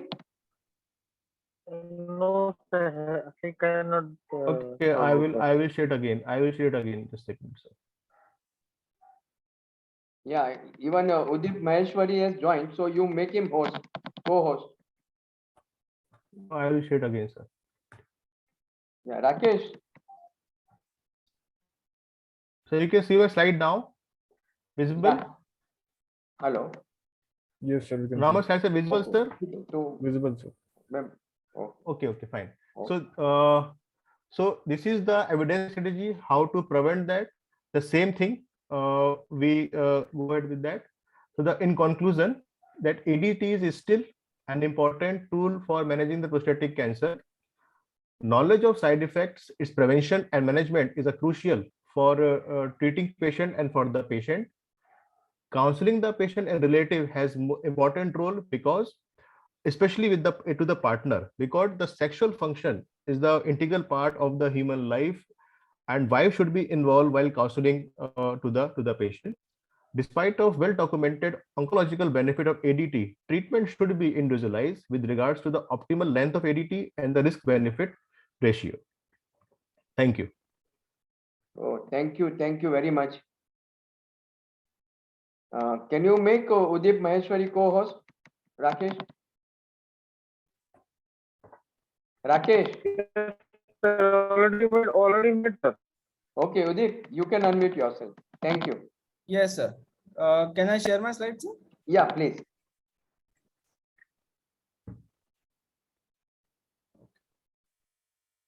So, good late evening, everyone. I think it's more of good night now, but I think it's the last lecture, if I'm not wrong. No, you go ahead. Little about of Zuber Kazi is left. So after you, he will just finish off his MRI. Okay, sure. So I would be talking about the medical oncology point of view. I'm Dr. Udip Maheshwari, medical oncologist at Mumbai Oncocare Center, Ghatkopar. So I will just be talking about medical oncology part for prostate cancer, that is in metastatic prostate cancer. And first of all, sir, can it be a discussion kind of a lecture, or it has to be a lecture only completely? We have got only one candidate at present. If you want, you can ask him. Okay, sure. Okay, done. So I will just present. If the candidate wants to be involved, he can talk to me. He can participate. So we got to know first what is the castrate resistant metastatic prostate cancer versus a castrate sensitive metastatic prostate cancer. So the castrate event is based on the testosterone level that is there in the body. So the definition, can everyone, I'll not play this slide, sorry.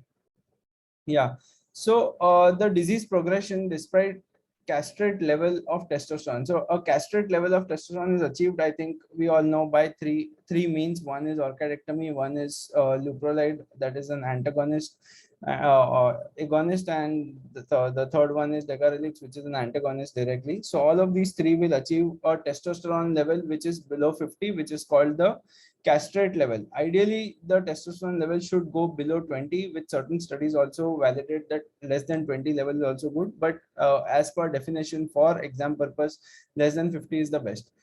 Heterogeneous, these castrate resistant prostate cancers usually have a testosterone level of less than 50, and they can be symptomatic or asymptomatic with or without metastasis. So the castrate level is achieved, that is testosterone is below 50, and the patient is progressing, say either it could be a symptomatic progression or asymptomatic progression, and it could be with or without metastasis, affects 10 to 20% within 5 years of prostate cancer diagnosis, and progressive decline health related quality of life. So once a patient which has come as a metastatic, de novo metastatic, those are castrate sensitive prostate cancers, and once we put them on some hormonal treatment, then their testosterone level declines and the prostate cancer comes in remission.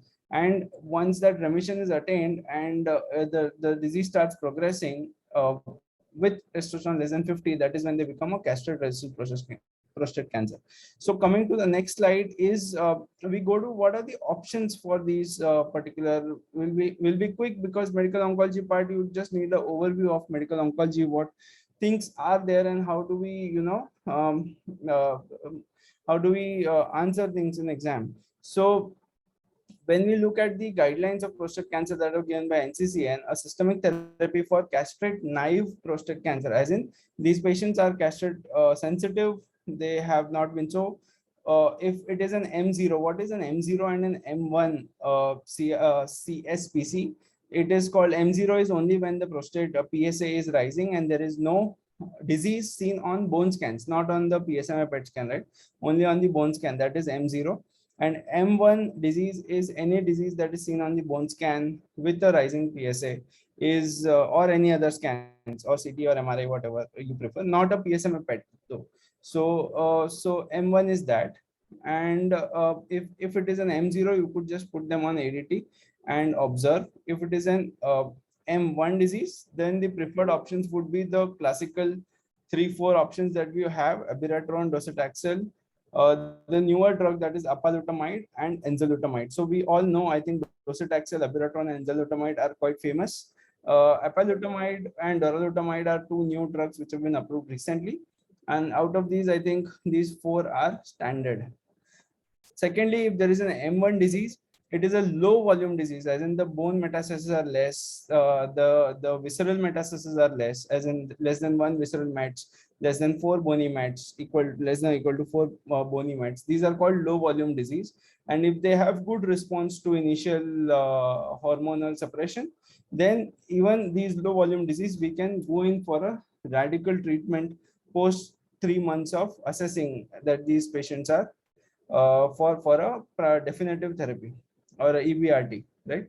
So this is how we treat a castrate naive prostate cancer, which is M0 or M1 to begin with.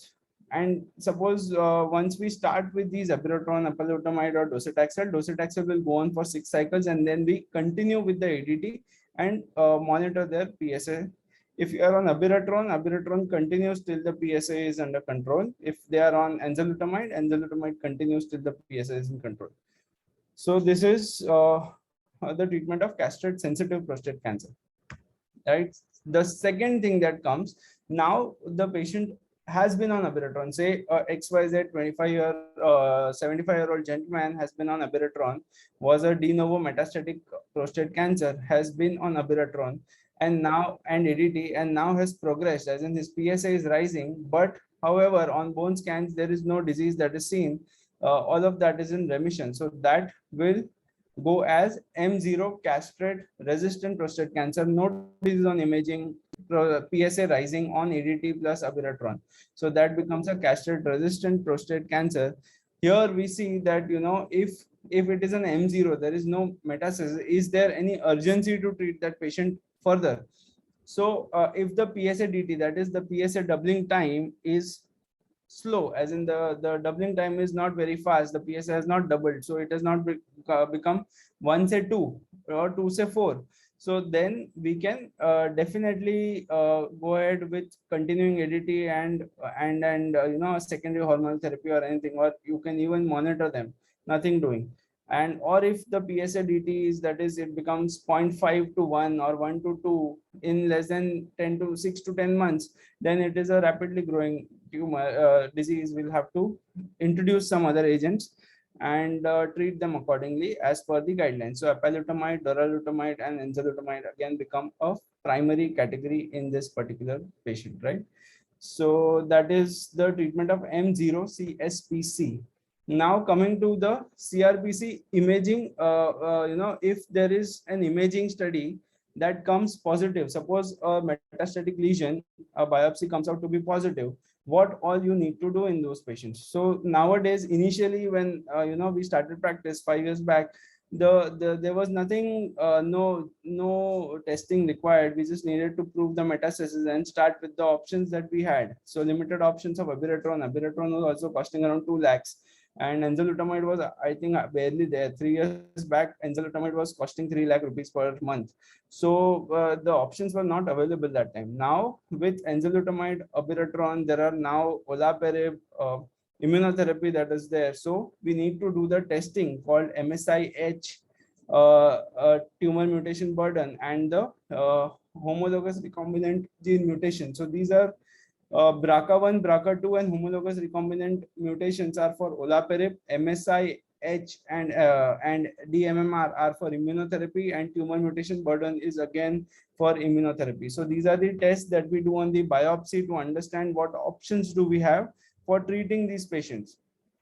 So then if the biopsy comes, also one more thing that is important is, when do we give a zoledronic acid or an denosumab in these patients? So in hormone, so remember this, in hormone sensitive metastatic breast cancer, metastatic prostate cancer, I keep saying breast cancer, sorry, metastatic prostate cancer, in a de novo metastatic where hormone is sensitive, we would not give zoledronic acid. They are even with a extensive bony involvement, right? Unless there is a osteoporosis, we give 6 monthly zoledronic acid. But in a hormone sensitive etiology, we do not give zoledronic acid, even if there is an extensive bony involvement.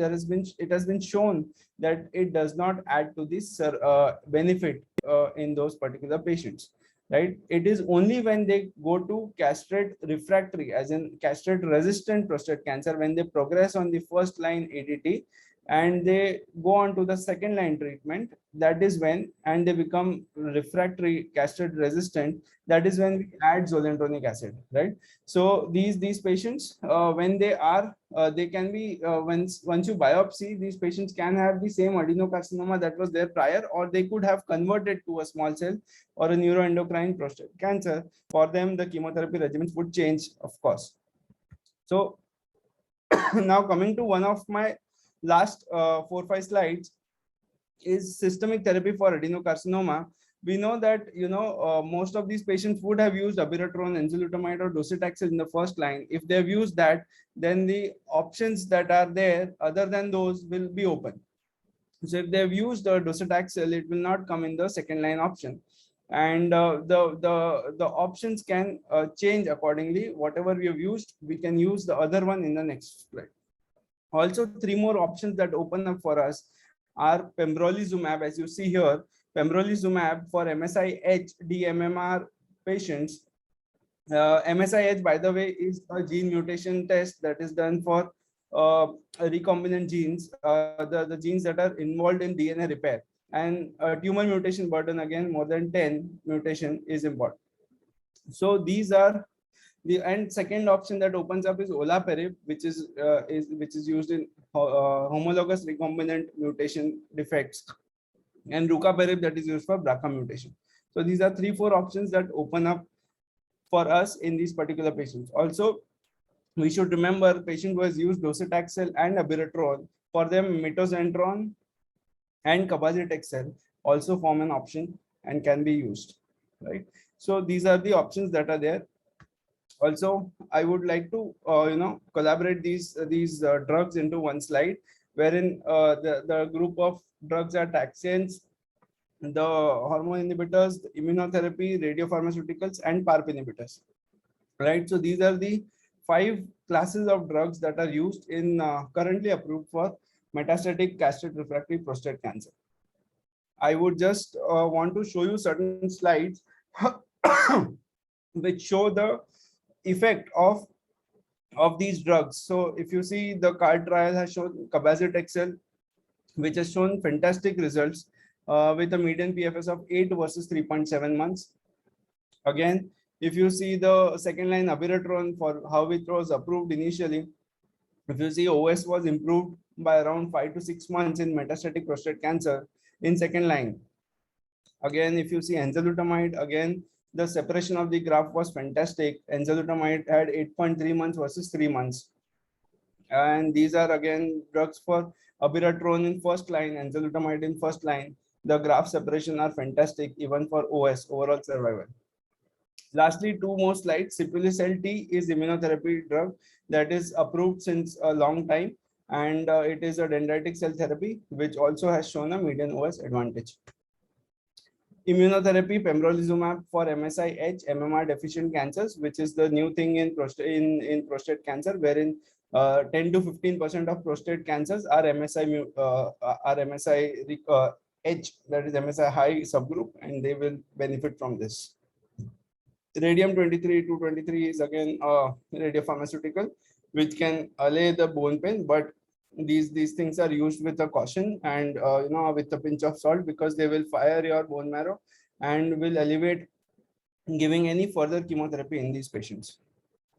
Right. So again, lastly, I would just want to impress upon olaparib. These are all the genetic mutations that are seen in HRD panel, that is homologous recombinant gene panel, which includes BRCA1 and BRCA2, and these will give us the use for olaparib and rucaparib. So I would conclude that that overall in metastatic prostate cancer, we have a lot of drugs that improve survival, and now immunotherapy and PARP inhibitors have gained limelight, and they are helping improve the survival in metastatic prostate cancers. Thank you.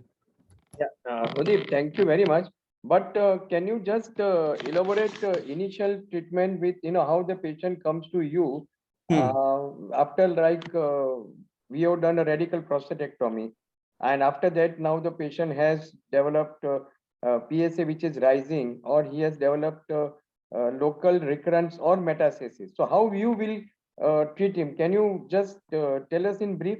Yeah, so sir, if there are three types of metastasis, suppose radical prostatectomy done, patient he has come with a rising PSA to me, and we do a imaging, we do a testosterone level, and we do an imaging for him. So if the testosterone level is more than 50, imaging shows an extensive metastatic disease, then it is treated as a de novo hormone sensitive prostate cancer, right? And we treat them with either abiraterone. So suppose if the patient has a lot of visceral disease and is in some crisis and needs a good response to treatment, then we would go for docetaxel, because it gives you a good response to treatment, and rather than giving abiraterone or enzalutamide. Second, his patient with a cardiotoxicity. Of course, we give ADT together with it, right? So ADT is a must, and it has to be given. Along with it, we give either docetaxel. Suppose a patient has a cardiotoxicity or has some cardiac comorbidities, then we prefer either enzalutamide over abiraterone in such patients, or docetaxel, because abiraterone is known to have some cardiotoxicity associated, and abiraterone plus ADT in combination can be slightly cardiotoxic. So we use enzalutamide in those patients. So that way we manage these patients. Suppose the second scenario could be that it could be just a local recurrence. The PSMA PET does not show any other disease anywhere. These patients we can manage with a salvage RT with an androgen deprivation therapy. So that also can be done in these particular patients, and then PSA can be followed on ADT itself. That gives a good result in these patients as well. Can you just tell us in brief little about abiraterone and docetaxel and how you manage and all the three drugs? So abiraterone, CYP17 inhibitors, they are all the hormonal manipulating agents. So the basic aim is that the hormone, the testosterone that is there in the body is being given from two regions. One is the testis, and second is the intratumoral testicular production of testosterone. So the testis we are blocking with ADT, that is the androgen deprivation therapy, either of the three options. And what about the intratumoral hormone that is produced by the tumor, prostate cancer itself? So that is blocked by the abiraterone, which is a CYP17 inhibitor, which is an enzyme which comes in the pathway of the production of testosterone. So if you block that, then the testosterone stops, the production is stopped at the it catches the neck of the pathway. So that is how it improves the function. Enzalutamide has various mechanisms of actions. I think there are 6 listed mechanisms of actions of enzalutamide, of which CYP17 inhibitor is one, and there are many other. It causes apoptosis of the cells. There are 6 listed effects of enzalutamide. That is how it works, and that also breaks the backbone of the steroid pathway, and that is how the testosterone, intratumoral testosterone, are reduced. Docetaxel is a cytotoxic agent. It kills all rapidly proliferating cells. It is a taxane, so acts as a mechanism of taxane microtubule inhibitor, which is important in the cell line cell cycle. So if a microtubule inhibitor is there, then mitosis ka certain steps are inhibited, and that is how a highly proliferating cancer is affected. And secondly, the dosages of commonly used abiraterone is 250 milligrams 4 times a day, 4 tablets once in a day, taken together with no food 1 hour or 1 hour prior and 2 hours after. And enzalutamide does not have any food restrictions. They have to be taken 40 milligram tablet, 4 tablets in a day. And docetaxel is around 75 milligram per meter square every 3 weekly. And the role of steroids in this? So steroids will 5 milligram of isolone will act on the HPA axis, the axis that is stimulating the FSH and LH in the body. That is, sorry, the testosterone hormone in the body is from the pituitary. To suppress that pituitary gland, steroid is given that blocks the HPA axis. And docetaxel? Docetaxel, sir, I already mentioned, it's a taxane. No, in that, why you want to give steroid? We don't give steroids with docetaxel, sir. Okay. We don't give steroids. We give steroids with abiraterone and enzalutamide. Any questions? Ganesh, Mahendra, you want to say, or we can ask Kazi to finish his talk? Yes, no, sir, I have no question, but I just want to emphasize my slides in that about the bone health. As we can see with the all management of hormone-sensitive prostatic cancer, the 5 factors that affect the bone health are first is age, the aged patient having osteoporosis. Second is the disease itself. Third is the steroid they are getting. And fourth is the ADT, and fifth the disease itself that affects the bones. So that's why in prostatic cancer, bone health is very, very important to manage along with the other side effects. That's all. Yeah.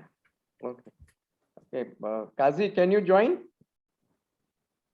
Can you I'll just start sharing my screen. Sorry for the bad internet connection. So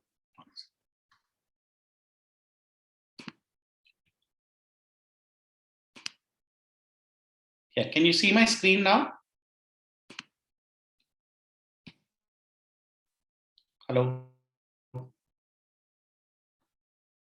We can't see. One.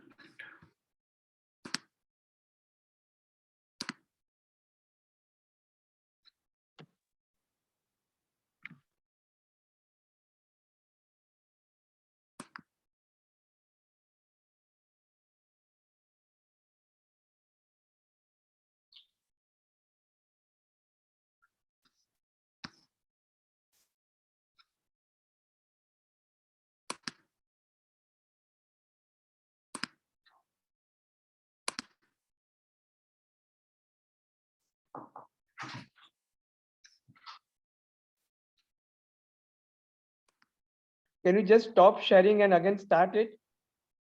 Yeah. Stop sharing.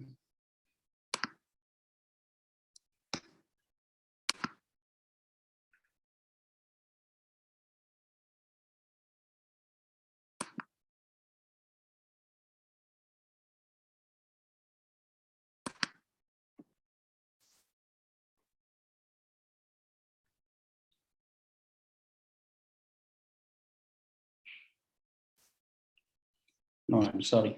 So let me just speak, Dino, without the presentation, because I don't think the presentation is happening. So I'd just like to emphasize that, after carrying out all these sequences, then you need to put each of these lesions into a particular PIRADS category. So for the peripheral zone, the diffusion weighted images are the most important. And based on the diffusion weighted images, PIRADS category 1 and 2, it does not matter what the T2 weighted PIRADS is or what happens on the dynamic contrast enhanced imaging. Whatever is the scoring on diffusion weighted imaging, the final PIRADS score is given as that. But if it's PIRADS 3 on diffusion weighted imaging, and then if the lesion shows dynamic contrast enhancement, then that lesion gets upgraded to PIRADS 4. A similar thing for lesions which are diffusion weighted imaging PIRADS 4 or 5, the same category is applied.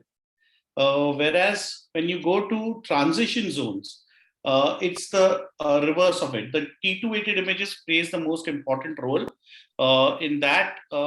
If the PIRADS score on T2 weighted imaging is 1 or 2, it does not matter what happens on the diffusion weighted imaging or the dynamic contrast enhanced MRI. But if the PIRADS score is 3 on T2 weighted images, and then diffusion weighted imaging pays a tiebreaker. If it is 5, then it gets upstaged. So this is the important point to note. And again, then PIRADS, finally, the lesion is finally grouped into PIRADS 1 to 5, from PIRADS 1 being very low likelihood of clinically significant cancer, to 2 being low likelihood, 3 being intermediate, 4 being high, and 5 being very high. There are no recommendations as of now as to which of these should undergo biopsy or which of these should undergo what therapy, because this must take into account other factors beside the MRI findings. Therefore, PIRADS is not a complete comprehensive prostate cancer diagnosis, Dr. And it has always to be used in conjunction with other resources that are there, especially because PIRADS is to be used only in naive prostate glands, non-treated prostate glands, and therefore it cannot be used following therapy or to be used in cases in which you're suspecting biochemical recurrence.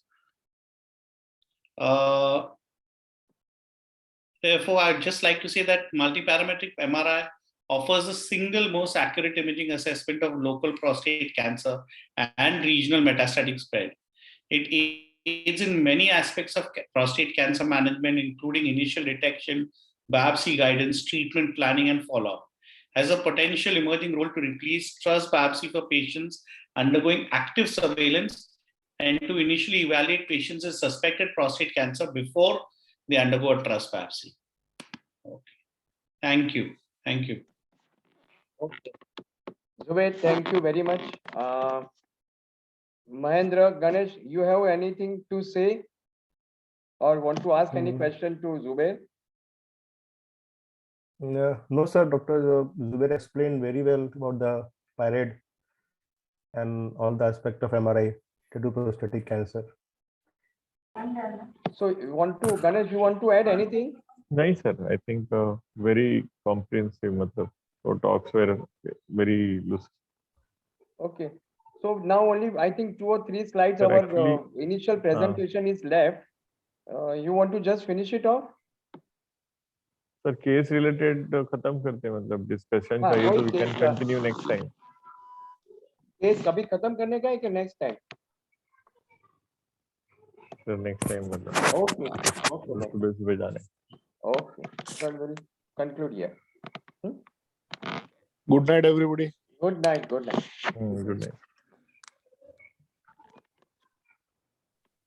Okay. Good night, sir. Good night, everybody. Good night. Good night. Good night.